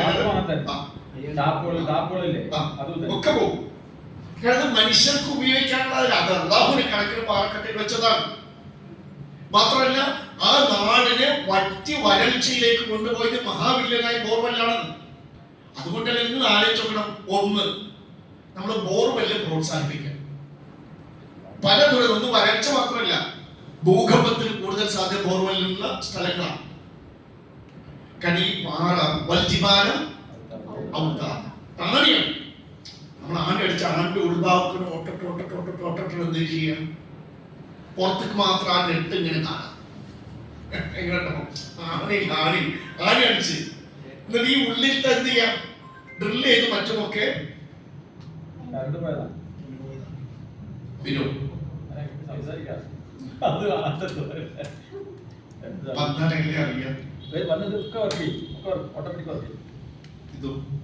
കോഫി ഫാനൊക്കെ ഓഫ് ചെയ്താലേ ചിലപ്പോൾ ഇത് വർക്ക് ചെയ്യാൻ സാധ്യതയുണ്ട്. ഫാനൊക്കെ ഒന്ന് ഓഫാക്കി തണുപ്പുണ്ടല്ലോ ഒരു 5 മിനിറ്റ് വരാൻ സാധ്യത ഫാൻ ഓഫാക്കിയാൽ നോക്കാം. നമുക്ക് സമയം വന്നോ കേട്ടോ. അവിടെ ഓഫാക്കാൻ പറയുമ്പോൾ ഓണാക്കിയാണ്. പോട്ടെ, വന്നാൽ അറിയിക്കുന്നത് ഓൺ ചെയ്യാൻ കേട്ടോ. ഓൺ ചെയ്താൽ ചിലപ്പോൾ ലോഡ് താങ്ങില്ല. ഇല്ലല്ല, അത് സിസ്റ്റത്തിൽ ഫാൻ്റെ വരുള്ളൂ. ഓൺ ചെയ്ത് നോക്കണ്ടേ? ആ ഓൺ എത്ര എത്ര കപ്പാസിറ്റി എത്രയാണ്? 1000 കിട്ടൂല. അപ്പൊ കറണ്ട് വന്നാൽ എന്നെ അറിയിച്ചത്. അപ്പൊ ഒരു ലാത്തൂർ വീട് ജില്ലയിൽ മഹാവില്ലനായത് ബോബൻ. നിങ്ങൾ ആലോചിക്കണം, അത് സ്റ്റോക്കാണ് മൾജിബാലാവത്ത. അത് ഒരുപാട് പ്രശ്നമാണ്. ഒന്ന്, ഇത് ഡ്രിൽ ചെയ്യുമ്പോൾ ജെർക്ക് ചെയ്യുമ്പോൾ ഈ പാറയിൽ ക്രാക്ക് വരും, പറ്റില്ല, സ്വാഭാവികമായി ക്രാക്ക് വരും. ഒന്ന് നിങ്ങൾ ചെറിയ ഇവിടെ ഡ്രിൽ ചെയ്യുമ്പോൾ അടക്കം പുറത്ത് പൊട്ടി പോകുന്നുണ്ട്. അങ്ങനെ ഉറവ് വരുന്നത് അടിയിൽ ക്രാക്ക് വന്നതായിട്ട് ബലം പോയി. ഈ ഭൂമിക്ക് ആണിയായി വെച്ച ബലം പോയി. നമ്മൾ മാത്രമല്ല, ഈ നമ്മുടെ മുമ്പിൽ അള്ളാഹു വെച്ച കാഴ്ചകളും അള്ളാഹുവിന്റെ റസൂൽ നമ്മൾ മരിച്ചു കഴിഞ്ഞാൽ പുണ്യം കിട്ടുന്ന കാര്യമായിട്ട് പ്രോത്സാഹിച്ചത് കിണറാണ്. ഇനി കിണർ കുഴിക്കുമ്പോഴുള്ള ആൾക്കാർ, മനുഷ്യന്മാർ വളരെ മോശമായി ചിന്തിക്കുന്ന സ്പേസ്, സ്ഥലം പോകുന്നു. പിന്നെ വറ്റും, ശരിക്ക് പറ്റില്ല. കിണർ റീചാർജിങ് സംവിധാനങ്ങൾ ഉണ്ടെന്ന്. ഒരു മഴക്കാലത്ത് പെയ്യുന്ന മഴവെള്ളം ശുദ്ധീകരിച്ച് കിണറിലേക്ക് തന്നെ ഇറക്കാനുള്ള സംവിധാനങ്ങളുണ്ട്. കിണർ റീചാർജിങ് പറയും. നമുക്കെന്നെ ചെയ്യാം. ഒരു നല്ല പ്ലംബർ ഉണ്ടെങ്കിൽ അതെല്ലാം സംവിധാനമുണ്ട്. ടെറസിൽ പെയ്യുന്ന മഴ മുഴുക്കം പ്ലംബ് ചെയ്ത് പൈപ്പിലൂടെ ഒരു 1000 ലിറ്റർ ടാങ്കിൽ കൃത്യമായിട്ട് എനിക്ക് അതിന്റെ സംവിധാനം, നമുക്ക് അതിന്റെ വീഡിയോസ് ഒക്കെ ഉണ്ട്. മണല്, അതിന്റെ ടാങ്കിൽ എന്ത് ചെയ്യും, മണല്, മെറ്റല്, ചിരട്ടക്കരിയോ കലർപ്പണം, അങ്ങനെ ഏകദേശം 3/4 ഭാഗം അതിന്റെ ലെയറുകൾ നിറച്ച് 1/4 ഭാഗം ഗ്യാപ്പ് ഇട്ട് ഈ മഴവെള്ളത്തെ ഇതിലേക്ക് കയറ്റി വിട്ടാൽ, അതിന്റെ പൈപ്പ് നേരെ കിണറിലിട്ടാൽ എന്ത് ചെയ്യും, ശുദ്ധമായ വെള്ളമായിട്ട് എവിടേക്ക് എത്തും, കിണറിന്റെ ഉള്ളിലെത്തും. പിന്നെ ആ കിണർ പറ്റൂല. പിന്നെ നിങ്ങൾ പറഞ്ഞ പോലെ ഇത് ടെറസിൽ പെയ്യുന്ന മഴ, നമ്മുടെ തൊടുവിൽ പെയ്യുന്ന മഴ എന്ത് ചെയ്യാം, ഈ കിണറിന്റെ പരിസരത്തായി മഴക്കുടി എടുത്ത് അതിൽ ഈ പറഞ്ഞ ജെല്ലി, ബേബി ജെല്ലി, മെറ്റലൊക്കെ ഇട്ട് അതിൽ കരിക്കട്ടയൊക്കെ ഇട്ട് അതിലേക്ക് വിട്ടാൽ അതും ശുദ്ധീകരിച്ച് ഒരു വീട് കെട്ടി നമ്പർ മഴക്കുടി നിർബന്ധമാണ്. നമ്പർ കിട്ടില്ല, അത് ശരി തന്നെയാണ്. നമ്മളൊക്കെ ചിലപ്പോൾ കക്കൂസ് കൂടി ഇത് ഒരുമിച്ച് കാണിച്ചാൽ ആദ്യം തുടങ്ങിയിട്ടുണ്ടാവും. നമുക്ക് 1ാമത് പദ്ധതി ഈ പെർമിഷൻ എടുക്കും. ആർക്കാ നഷ്ടം? നമുക്ക് തന്നെയാണ്. അപ്പൊ നമ്മുടെ അല്ലാഹു സുബ്ഹാനഹു വ തആല പറഞ്ഞ സത്യത്തിൽ മാ അസ്വാബ മിൻ മുസീബത്തിൻ ഫബിമാ കസബത ഐദി. നിങ്ങൾ നോനെ മാ അസ്വാബ മിൻ മുസീബത്തിൻ, ഒരു മുസീബത്ത് ബാധിച്ചിട്ടുണ്ടോ, ഫബിമാ കസബത ഐദി, അത് നിങ്ങളുടെ കൈകൾ പ്രവർത്തിച്ചത് കൊണ്ടാണ്. നിങ്ങളുടെ കൈകൾ പ്രവർത്തിച്ചോണ്ടാണ്.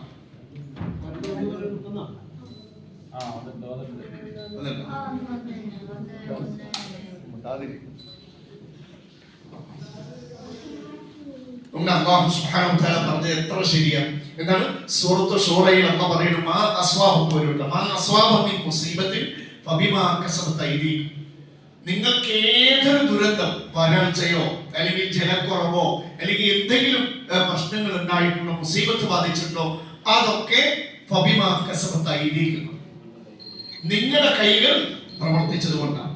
അപ്പൊ നോക്കണേ, അല്ലാഹു പറഞ്ഞ ഈ ആയത്ത് വളരെ അതിൻ്റെ ഒരു നേർക്കാഴ്ച. അപ്പൊ നമുക്കറിയാം അല്ലെ, മിക്ക ഭാഗത്ത് ഇന്ന് പുഴ, കുളം എല്ലാവരെയും നമ്മൾ എന്ത് ചെയ്യും, പ്ലാസ്റ്റിക് മാലിന്യങ്ങൾ കൊണ്ടെത്താൻ, പ്രത്യേകിച്ച് അവിടെ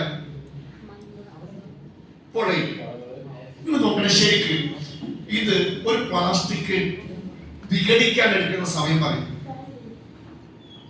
ഒരു പടത്തൊലി, ശ്രദ്ധിക്കുക, പടത്തൊലി അല്ലെങ്കിൽ ഒരു തക്കാളി അല്ലെങ്കിൽ അതിന്റെ വേസ്റ്റ് നിങ്ങൾ മണ്ണിലിട്ടു, അത് ഒരു 2-3 ദിവസത്തിൽ മണ്ണിൽ ചേരും. പക്ഷെ അതുപോലെ ഇത് വിഘടിക്കില്ല. പൂർണ്ണമായി വിഘടിക്കണമെങ്കിൽ 500 കൊല്ലമെടുക്കും ഒരു പ്ലാസ്റ്റിക് പൂർണ്ണമായി വിഘടിക്കണമെങ്കിൽ.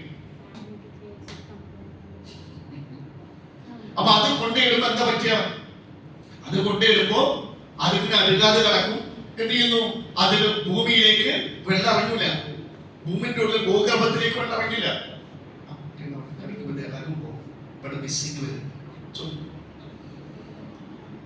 ഭൂമിയിലേക്ക് വെള്ളം ഇറങ്ങില്ല. മാത്രമല്ല അത് മലിനമാകണം.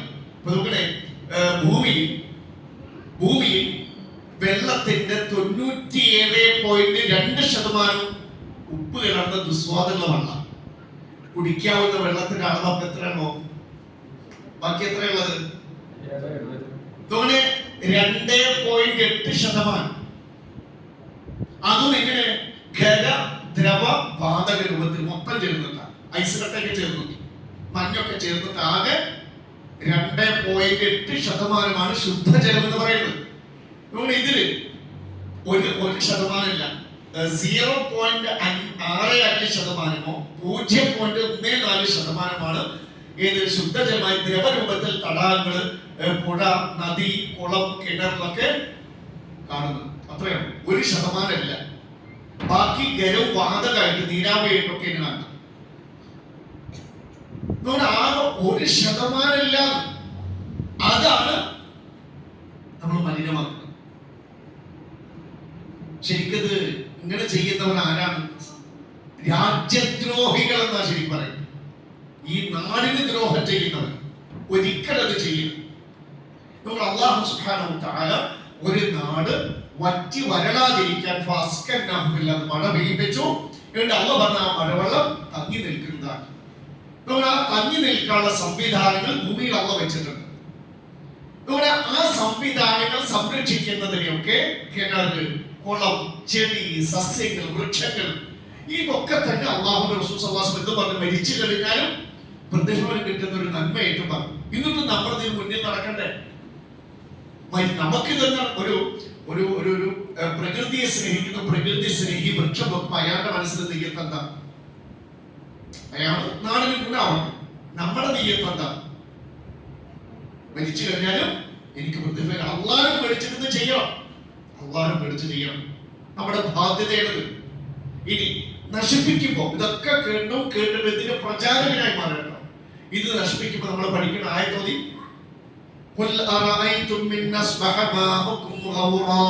വറ്റിയതായി പോയാൽ നിങ്ങൾ ഇന്ന് നശിപ്പിച്ച പറ്റും.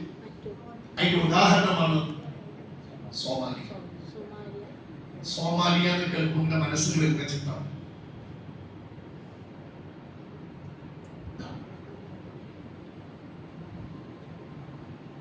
സോമാലിയയുടെ നേർക്കാഴ്ച അല്ലെ? അവരുടെ നാട്ടിൽ നിന്ന് ഒരു വണ്ടിയിൽ ക്യാന് കണ്ടോ? ഒരു ക്യാന് വെള്ളത്തിന് യാത്ര ചെയ്ത ദൂരത്ര അറിയോ? 450 കിലോമീറ്റർ യാത്ര ചെയ്യുന്ന റോഡ് വക്കിൽ വന്ന് ഇറങ്ങി. എത്ര കിലോമീറ്റർ? എത്ര? നമ്മൾ കഴിഞ്ഞ ആഴ്ച അതാ ചോദിച്ചത്. ഇവിടുന്ന് 400 കിലോമീറ്റർ 500 കിലോമീറ്റർ സ്ഥലം സ്പോട്ട് പറയും. ബാംഗ്ലൂർ കടക്കില്ലേ? ബാംഗ്ലൂർ മതിയാ? 400 കിലോമീറ്റർ ശരിയല്ലേ? ഒരു ബോട്ടിൽ വെള്ളത്തിന് നമ്മുടെ നാട് പറ്റിയിട്ട് നിങ്ങളും മക്കളൊക്കെ പാടെന്ത് ചെയ്യാൻ ബാംഗ്ലൂർ പോകുക. എന്നിട്ട് തിരിച്ചു വന്നിട്ട് വേണം ബാക്കിയൊക്കെ ചെയ്യാൻ. എന്താ ചെയ്യാം? ഏതെങ്കിലും നോക്കണം വന്ന് നിൽക്കണ ആരെങ്കിലും സന്നദ്ധ പ്രവർത്തകരോ മറ്റോ കൊണ്ടുവന്നാൽ മേടിക്കാം. ഇങ്ങനെ ആയിരുന്നോ സോമാലിയ? സത്യത്തിൽ അല്ലേ? അല്ല. കേരളം പോലെ മുടന്നു പിടിച്ചത് തട്ടുപെടം. കേരളം പോലെ ഒരു കർഷക രാജ്യമായിരുന്നു സത്യത്തിലേത് സോമാലിയ. ഭയങ്കര കർഷക രാജ്യം. അവിടെ പറ്റിയ പ്രശ്നം എന്താ അറിയോ? അങ്ങനെ നല്ല വൃക്ഷങ്ങളും കാടും സസ്യങ്ങളും ഒക്കെയുള്ള കർഷക രാജ്യം, നല്ല മഴ കിട്ടിയിരുന്ന രാജ്യം. പക്ഷെ അവിടെ കൽക്കരി കയറ്റുമതി വലിയ ലാഭം കണ്ടപ്പോ അവര് വൃക്ഷങ്ങളൊക്കെ വെട്ടി അത് കൽക്കരിയാക്കി കയറ്റുമതി ചെയ്തു. വൃക്ഷങ്ങൾ മുഴുക്ക നശിപ്പിച്ചപ്പോ അവിടുന്ന് മഴ ഇല്ല. അങ്ങനെ ഇന്ന് കാണുന്ന പോലെ സോമാലിയ പറ്റ വരൾച്ചയും പട്ടിണി കൊണ്ട് ബുദ്ധിമുട്ടുന്ന നാടായി മാറി. സത്യത്തിൽ നമ്മുടെ കേരളം ഇപ്പൊ എവിടെ പോണത്? അതേ നേർക്കാഴ്ചയാണ്. ചിലപ്പോ ഒരു 60 കൊല്ലം 70 കൊല്ലം കഴിയുമ്പോ നമ്മുടെ കേരളം മറ്റൊരു സോമാലിയ ആയി മാറിയേക്കാം. നമ്മുടെ സുഹൃത്ത് അവസാനിപ്പിക്കുക. സൂക്ഷിക്കുക. നമ്മൾ ഖലീഫയാണെന്ന് പറഞ്ഞു. ഭൂമിയിലെ ഖലീഫ. ഈ പ്രകൃതി വിഭവങ്ങൾ എനിക്ക് മാത്രമല്ല, ഈ ഭൂമിയിൽ വസിക്കുന്ന മനുഷ്യരും ജീവികളും ജന്തുക്കളും എല്ലാവർക്കും അവർക്കിത് സംരക്ഷിച്ച് ഈ ബാറ്റ് ഞങ്ങൾ കേടുവരുത്തിയിട്ടില്ല മക്കളെ, അടുത്ത തലമുറക്ക് വേണ്ടതൊക്കെ ഞാൻ സംരക്ഷിച്ചിട്ട് തന്നു എന്ന് പറഞ്ഞത് കൊടുത്ത് സമാധാനത്തോടെ പോകണം. മരിച്ചു കഴിഞ്ഞാൽ പ്രതിഫലം കിട്ടും. നമ്മുടെ മക്കളെയും പഠിപ്പിച്ച് അതിങ്ങനെ ഖിയാമത്ത് നാൾ വരെ നീളണം. മറക്കണ്ട ഈ സൂറത്തിന്റെ പേര് അല്ലേ, സൂറത്തുൽ മുൽക്ക്. അള്ളാഹുവാണ് അധികാരം. അള്ളാഹിന്റെ അധികാരത്തിൽപ്പെട്ട വസ്തുവാ വെള്ളം. ഈ വെള്ളത്തെ ഈ വെള്ളം കൊണ്ട് നമ്മളെ ഉപദ്രവിക്കാനും ഈ വെള്ളം കൊണ്ട് ശിക്ഷിക്കാനും രക്ഷിക്കാനും ആർക്ക് കഴിയും? കൃത്യ അളവിലാണ് ഇവിടെ മഴ പെയ്യുന്നതെങ്കിൽ നമുക്കത് പ്രയോജനപ്പെടും. അളവിൽ കൂടുതലായാലോ അത് ശിക്ഷയായി മാറും. അതാണ് അള്ളാഹിന്റെ അധികാരം. ഇതേ വെള്ളത്തിലൂടെ അള്ളാഹിനോട് ധിക്കാരം കാണിച്ച് വഴിപ്പെടാതെ ധിക്കാരം കാണിച്ചപ്പോ ഇതേ വെള്ളത്തിലൂടെ അള്ളാഹ് ശിക്ഷിച്ച സമൂഹങ്ങളുണ്ട്. നൂഹിന്റെ ജനത, ഫിർഔൻ, മഹാരി അണക്കെട്ട് പൊട്ടിച്ച് സബദ ദേശക്കാരെ അള്ളാഹു നന്ദികേട് കാണിച്ചപ്പോ അതിന്റെ അണക്കെട്ട് പൊട്ടിച്ച് ഒരൊറ്റ ഇപ്പോഴും ആ നാട് ആൾവാസം ഇല്ലാതെ ഒഴിഞ്ഞു കിടക്കുകയാണ്. നമ്മൾ നന്ദികേട് കാണിക്കുമ്പോഴേ ഒരു വലിയൊരു ബോംബ് മലമ്പുഴയിൽ കിടക്കുന്നുണ്ട്. അതിന്റെ അടിയിൽ അള്ളാഹു സുബ്ഹാനഹു വ തആല നല്ല അതിശക്തമായി ഭൂമി കുലുങ്ങിയാലോ അന്ന് രാത്രി നമ്മളൊക്കെ നല്ല ഉറക്കും. രാത്രി 1 മണിക്ക് വയനാട് മുണ്ടക്കൈ ചൂരൽ മലയിൽ ഉറങ്ങിക്കിടന്ന ആൾക്കാരുടെ മേത്തേക്ക് മല പൊട്ടിച്ചു വന്നില്ലേ? നമ്മൾ ഭയങ്കര ഉറക്കം. എന്തായിരിക്കും അവസ്ഥ എന്ന് പറയും. ഇപ്പൊ മഴയൊക്കെ പെയ്ത് ഏകദേശം നടന്നു നിൽക്കുന്ന സമയം ഞാൻ പറയണോ? അതാണ് അല്ലാഹ് അൽ മുൽക്ക്, മാലിക്കുൽ മുൽക്ക്. അവനാ സർവാധികാരി. ഇവിടെ എന്ത് നടക്കണ്ട അള്ളാഹ് തീരുമാനിക്കും. അതോടൊപ്പം നമ്മൾ മറക്കേണ്ട അവൻ റഹ്മാനാണ്. അള്ളാഹ് അങ്ങനെ ചെയ്യില്ല. അങ്ങനെ അള്ളാഹുവിന്റെ അധികാരത്തിലുള്ള വസ്തുക്കൾ കൊണ്ട് അള്ളാഹു നമുക്ക് ബർക്കത്താണ്, തബാറക അതല്ല തുടങ്ങിയത്. എന്നിട്ട് വെള്ളം കൊണ്ട് അവസാനിപ്പിച്ചു. അള്ളാഹിന്റെ അധികാരത്തിൽപ്പെട്ട ഒരു വസ്തു പറഞ്ഞിട്ട് ഓർമ്മിപ്പിച്ചു. ഇത് ഇവിടുന്ന് ഇല്ലാതാക്കാൻ കഴിയും. ഇല്ലാതാക്കിയാൽ പിന്നെ കഷ്ട സോമാലിയ പോലാവും. ലാത്തൂർ വീട് ജില്ലയിലെ ആൾക്കാരുടെ അവസ്ഥ കാണിച്ചു തന്നു. ഇനി അതിലൊക്കെ ഉപരി ഈ മഴയുടെ അളവ് കൂട്ടി നൂഹ് നബിയുടെ ജനതയെ ശിക്ഷിച്ച പോലെ, ഫിർഔനെ മുക്കിക്കുന്ന പോലെ, മഹാരി അണക്കെട്ട് പൊട്ടിച്ച് സബദദേശക്കാരെ നശിപ്പിച്ച പോലെ നിങ്ങളെയും ഇല്ലാതാക്കാൻ അള്ളാഹു കഴിയും. ഇത് ബർക്കത്തായിരിക്കും. അതിനുള്ള ഏറ്റവും നല്ല വഴി അള്ളാഹു ശരിക്കും ശുക്ർ കാണിക്കും. നിങ്ങൾ ശുക്ർ കാണിച്ചാൽ നിങ്ങൾക്ക് ഈ സുഖവും ഐശ്വര്യവും കൂടുതലാക്കി തരാം. നമ്മൾ മരിക്കുമ്പോൾ അള്ളാഹ്ക്ക് ബോധ്യമുള്ള ഒരാളായി മാറും. അള്ളാഹ്ക്ക് ഭയങ്കര ബോധ്യമാണ്, തൃപ്തി ഉണ്ടാകും. എന്റെ അബ്ദൻ ശക്കൂറ, എനിക്ക് അള്ളാഹു ഞാൻ കൊടുത്ത എല്ലാ അനുഗ്രഹങ്ങൾക്കും അവൾ കൃത്യമായി നന്ദി കാണിച്ചിട്ടുണ്ട്. എന്റെ നന്ദിയുള്ള ദാസൻ, നന്ദിയുള്ള ദാസിയാണ് പരലോകത്തിലേക്ക് എന്റെ പടികൾ കയറി എന്റെ അടുത്തേക്ക് കയറി വരുന്നത്. സമാധാനം പറഞ്ഞ ആത്മാവേ എന്ന് പറഞ്ഞ് സന്തോഷത്തോടെ പരലോകത്തേക്ക് അവരെ സ്വീകരിക്കും എന്ന് പറയണം. അതിനെ എല്ലാ സമയത്തും അള്ളാഹ് നന്ദി കാണിക്കണം. നല്ലൊരു മരണത്തിന് വേണ്ടി എപ്പോഴും ഇങ്ങനെ പ്രവർത്തിച്ചുകൊണ്ടിരിക്കുക. നമ്മൾ അത് മാത്രം ആഗ്രഹിച്ച് പ്രവർത്തിച്ചാൽ ദുനിയാവിലും നമുക്ക് ഖൈറ്, ആഖിറത്തിലും ഖൈറ്. റബ്ബനാതിന ദുനിയ ഹസന, രണ്ട് ലോകം നഷ്ടപ്പെടുത്തും. നമ്മളിങ്ങനെ നന്മ ചെയ്ത് ശുക്ർ കാണിച്ചേ ജീവിക്കണം. എന്ത് നീയത്തില്? ഖൈറായ മരണത്തിന് വേണ്ടി നിങ്ങൾ ശുക്ർ കാണിച്ചേ ജീവിച്ചാൽ അള്ളാഹു ഖൈറായ മരണം തരും. നബി ഹദീസിൽ പറഞ്ഞതാണ്. എന്താ ഖൈറായ മരണം? മരിക്കുന്നതിന് മുമ്പ് അള്ളാഹു അയാളെ കൊണ്ടൊരു സൽക്കർമ്മം ചെയ്യും. ആ സൽക്കർമ്മം ചെയ്തുകൊണ്ടിരിക്കുക അള്ളാഹു അയാളുടെ റൂഹിനെ നല്ലവത്തേക്ക് പിടിച്ചു. ഇത് ഷംസുൽ ബഹരി എന്നാണ് ഈ ഇമാമിന്റെ പേര്. ഇന്തോനേഷ്യയിലെ ഒരു പള്ളിയാണ് മസ്ജിദുൽ ആല. 2024 ജനുവരി 2 ഫജ്ർ നമസ്കാരത്തിൽ ഇമാം നിൽക്കുക. ഹാഫിളാണ്, നല്ല പണ്ഡിതൻ. ഫജ്ർ നമസ്കാരത്തിൽ സുജൂദിലായി നടക്കുന്നു. നമുക്ക് കാണുമ്പോൾ 2-3 കാഴ്ചകൾ. ഒന്ന്, പ്രത്യക്ഷത്തിൽ ഹദീസും ഖുർആന്റെ ആയത്തും പരിശോധിക്കുമ്പോൾ ഈ ആൾക്ക് കിട്ടിയ ഖൈറുകൾ എന്തൊക്കെയാണ്? 1. 2, ഇമാം മരിച്ചു എന്നപ്പോൾ മുഖദ്ദിം ചെയ്തത് എന്താണെന്ന് നോക്കി. നമുക്ക് ഇതുപോലെ ഒരു ഖൈറായ മരണം അള്ളാഹു നൽകണം. അള്ളാഹ്ക്ക് നന്ദി കാണിച്ചാൽ ഒരു നന്ദിയുള്ളവരായി മരിക്കാൻ അള്ളാഹു തൗഫീഖ് നൽകണം.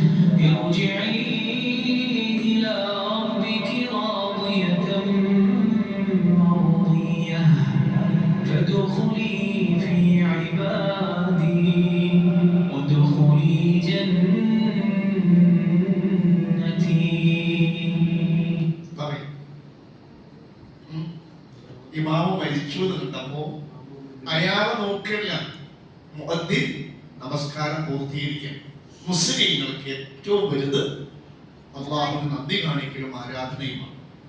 ഇനി ലോകത്തെ ഏറ്റവും അള്ളാഹ്ക്ക് ഇഷ്ടപ്പെട്ട സ്ഥലം പള്ളി. ആ പള്ളിയിൽ തന്നെ രണ്ട് സിക്കിരയുടെ കഥ പറഞ്ഞു പ്രത്യേകമായി പറഞ്ഞ സ്ഥലമാണ് മിഹ്റാബ്.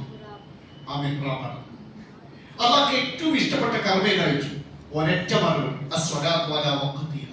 നമസ്കാരം അതിന്റെ കൃത്യസമയത്ത് നിർവഹിക്കും. അള്ളാഹ്ക്ക് ഏറ്റവും ഇഷ്ടപ്പെട്ട ആ കൃത്യസമയത്ത് നമസ്കരിക്കുന്ന ആ നമസ്കാരത്തിന് ഏറ്റവും അള്ളാഹിനോട് അടുക്കുന്ന ഭാഗം സുജൂദ്. ഇതൊക്കെ ഹദീസിൽ വന്നതാണ്, ഒരു തർക്കമില്ലല്ലോ.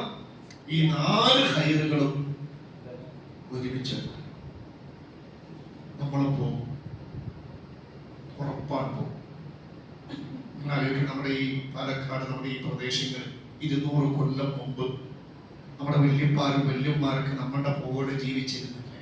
ഇന്നോ മറഞ്ഞു പോയി. അവരില്ലാത്ത ഭൂമിയിൽ നമ്മൾ ജീവിക്കും.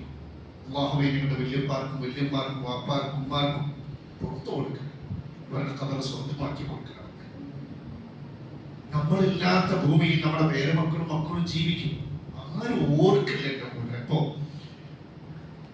നമ്മുടെ മക്കൾ ഓർത്തേക്കാം. 5 നമ്മുടെ വാപ്പാന്റെ വല്യുപ്പാന്റെ നമുക്ക് ഓർമ്മ ഉണ്ടാവും.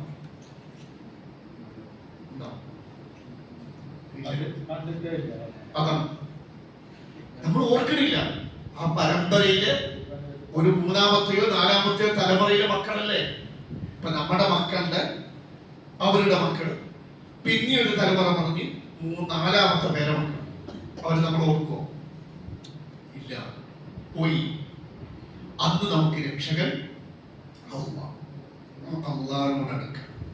കുടുംബം കുട്ടികളോട് വല്ലാതെ ഓടിയിട്ടൊന്നും കാര്യമില്ല. അതിനൊരു പരിധിയുണ്ട്.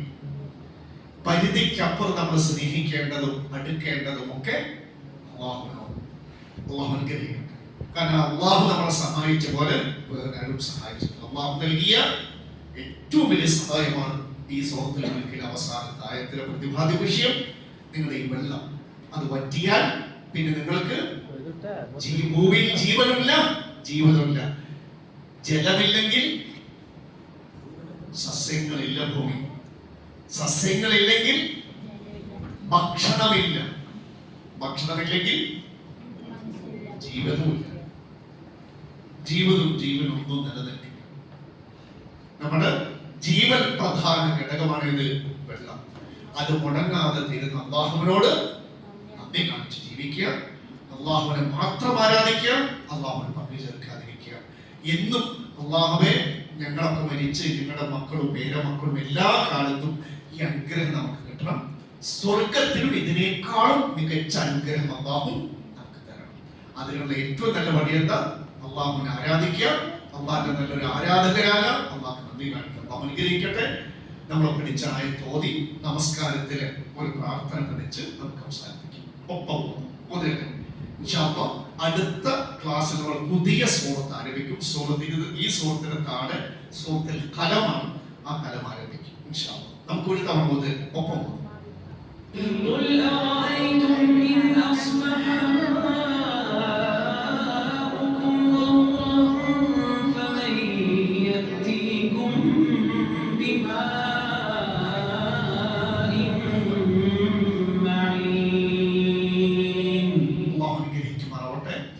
നമസ്കാരം അല്ലെ അവസാനം പറഞ്ഞത് പ്രാരംഭ പ്രാർത്ഥനയുടെ വിധിയാണ് പറഞ്ഞല്ലേ. ദുആവും നമ്മൾ തക്ബീറത്തുൽ ഇഹ്റാം കിട്ടിയ ഉടനെ അല്ലെ പ്രാരംഭ പ്രാർത്ഥന വാജിബല്ല. അതെന്താണ്? നല്ലൊരു സുന്നത്താണ്. അതൊക്കെ ഒഴിവാക്കണ്ട. ഇനി ആരെങ്കിലും തിരക്കുകൊണ്ടോ മറവി കൊണ്ടോ നമസ്കാരത്തിൽ പ്രാരംഭ പ്രാർത്ഥന ചെല്ലിയില്ലെങ്കിലും നമസ്കാരം ഒരിക്കലും ബാധിക്കില്ല. അപ്പൊ നോക്കണേ, നിങ്ങളൊക്കെ ഏതാ പ്രാരംഭ പ്രാർത്ഥന ചൊല്ലാൻ?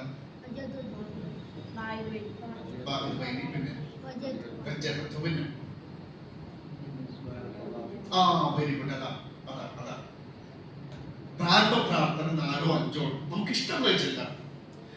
ജീവിതകാലം മുഴുക്ക അള്ളാഹു ആയത് വേണ്ടി ചെയ്യാൻ സ്വഹീഹാണ്. പക്ഷെ എല്ലാം പഠിച്ച് ഓരോ വഖത്തിൽ മാറി ചെയ്യാൻ ഖൈർ. അപ്പൊ നമ്മളിതാ ഇത് നല്ലൊരു ചെറിയൊരു പ്രാർത്ഥന. ഐഷ റളിയല്ലാഹു അൻഹ പറയുന്നത് കാന റസൂലുള്ളാഹി സ്വല്ലല്ലാഹു അലൈഹി വസല്ലം റസൂൽ കരീം സ്വല്ലല്ലാഹു അലൈഹി വസല്ലം ആയിരുന്നു ഇദാ ഇസ്തഫ്തഹ സ്വലാ, നമസ്കാരം ആരംഭിക്കുമ്പോൾ ഖാല, നബി ഇങ്ങനെ പറയും, ചൊല്ലി സുബ്ഹാനക അല്ലാഹുമ്മ വബിഹംദിക വതബാരക ഇസ്മുക വതആല ജദ്ദുക വലാ ഇലാഹ ഗൈറുക. ഇതൊരു പ്രാർത്ഥന നബി ഇസ്തിഫ്താഹായിട്ട് ചൊല്ലിയതാണ്. നമ്മൾ ചെറുതാണ്, പെട്ടെന്ന് പഠിക്കും. ഒരു 5 മിനിറ്റ് നമുക്ക് ചൊല്ലി നോക്കിയാൽ ആദ്യം നമുക്കൊരു 3 തവണ ചെല്ലാം, എന്നിട്ട് അർത്ഥം പറഞ്ഞാൽ അർത്ഥത്തോടെ ഒപ്പം ചെയ്യും. അപ്പൊ ഇത് പഠിച്ചിട്ട് എന്ത് ചെയ്യാം, ഇടയ്ക്ക് ഇപ്പൊ നോക്കാൻ ഇഷന്റെ നമസ്കാരത്തിൽ അല്ലാഹു വായു വൈകി ചെയ്യും. ഇഷയ്ക്ക് ശേഷമുള്ള സുന്നത്തിൽ നമുക്കിത് ചെല്ലാം. അപ്പൊ ഇതിന്റെ വർക്കത്തിൽ കിട്ടി, വായു വൈകി കിട്ടി. ഇനി സുബഹിന്റെ മുമ്പുള്ള സുന്നത്തിൽ എന്ത് ചെയ്യും, എന്ത് ചെയ്യാ, സുബഹിക്ക് മറ്റൊരു ചെല്ലാം. ഇതൊക്കെ പഠിച്ചാൽ എന്ത് ചെയ്യാം, നമസ്കാരത്തെ എല്ലാ പ്രാർത്ഥനയും റൗണ്ട് ചെയ്ത്, നബി പഠിപ്പിച്ച എല്ലാ പ്രാർത്ഥനയും നമുക്ക് റൗണ്ട് ചെയ്ത് ചെല്ലാൻ പറ്റും. എന്നോട് ദ്വായാണ് പഠിച്ചു നോക്കാം. ചെല്ലല്ലേ, ഒപ്പം ചെയ്യും.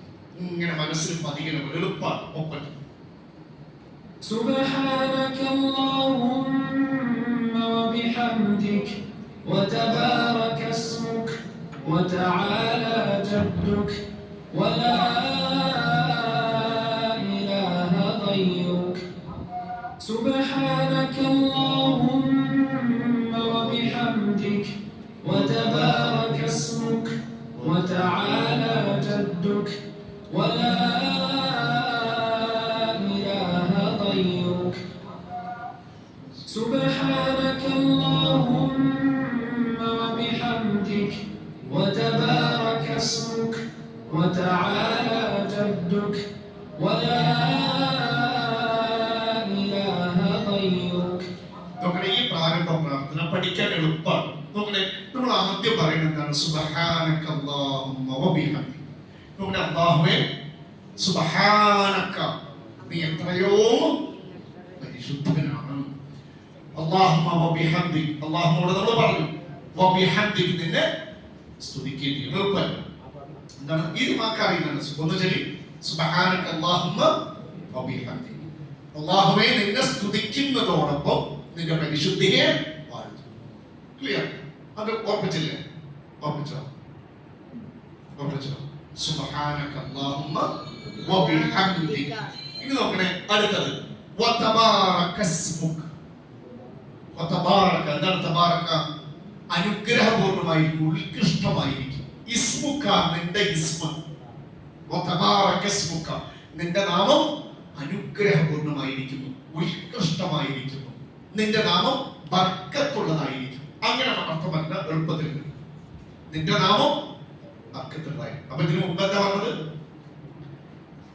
ഇതിനു മുമ്പ് സുബ്ഹാനക അല്ലാഹുമ്മ വബിഹംദിക, രണ്ട് വതബാരക ഇസ്മുക, അല്ലാഹുവിന്റെ ഇസ്മ ബർക്കത്തുള്ളതായിരിക്കും.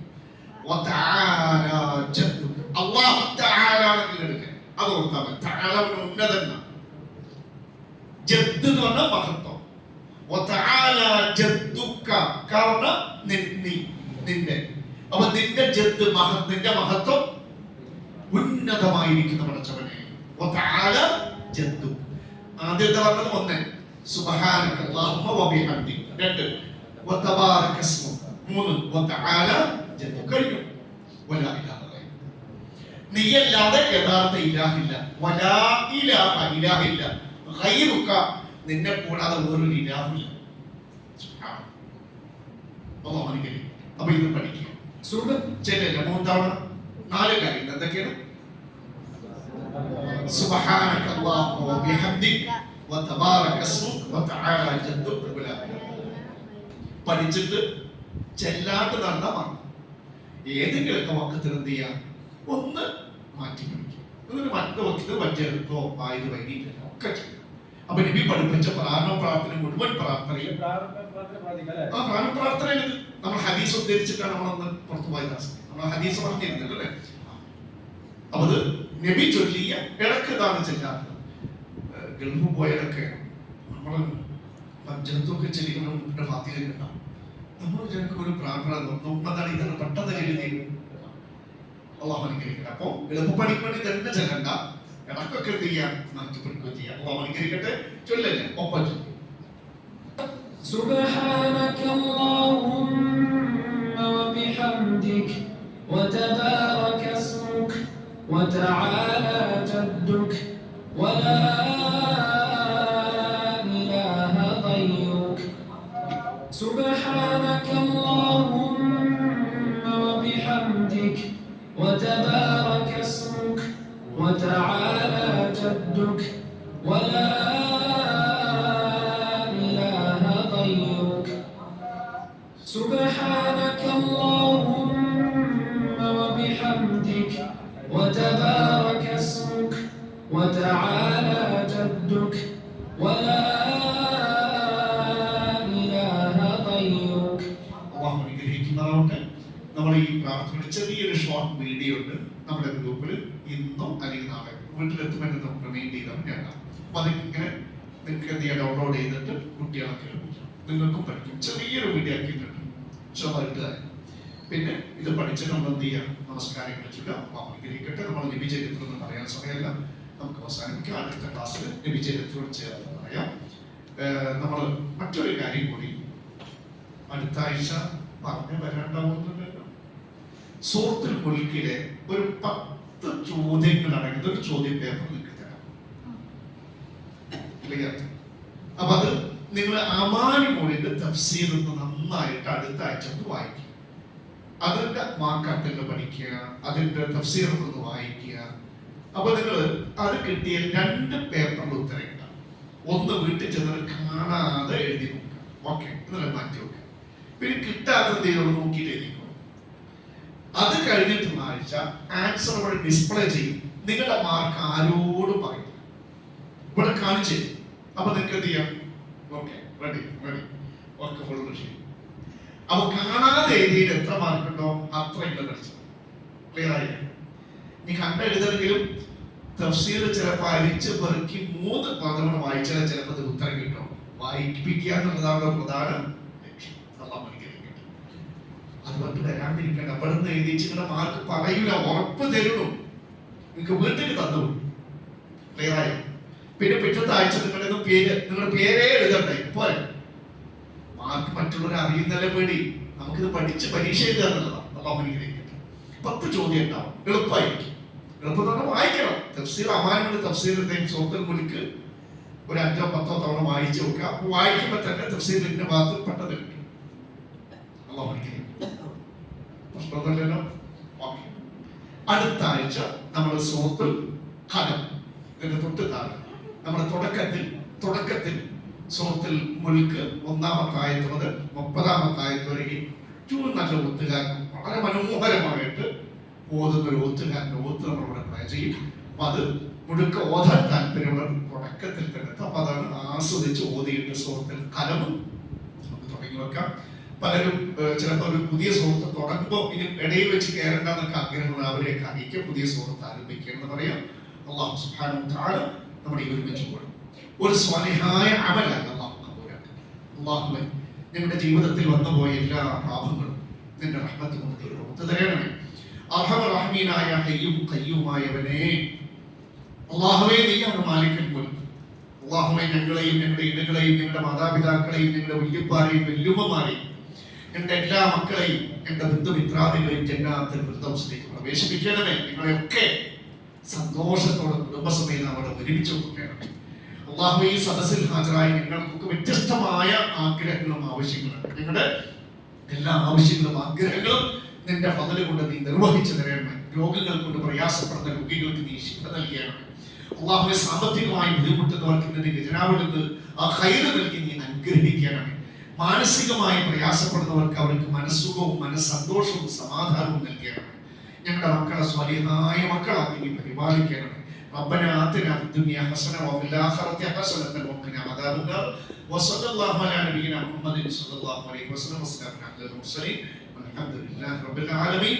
سبحانك اللهم وبحمدك أشهد أن لا إله إلا أنت أستغفرك وأتوب إليك.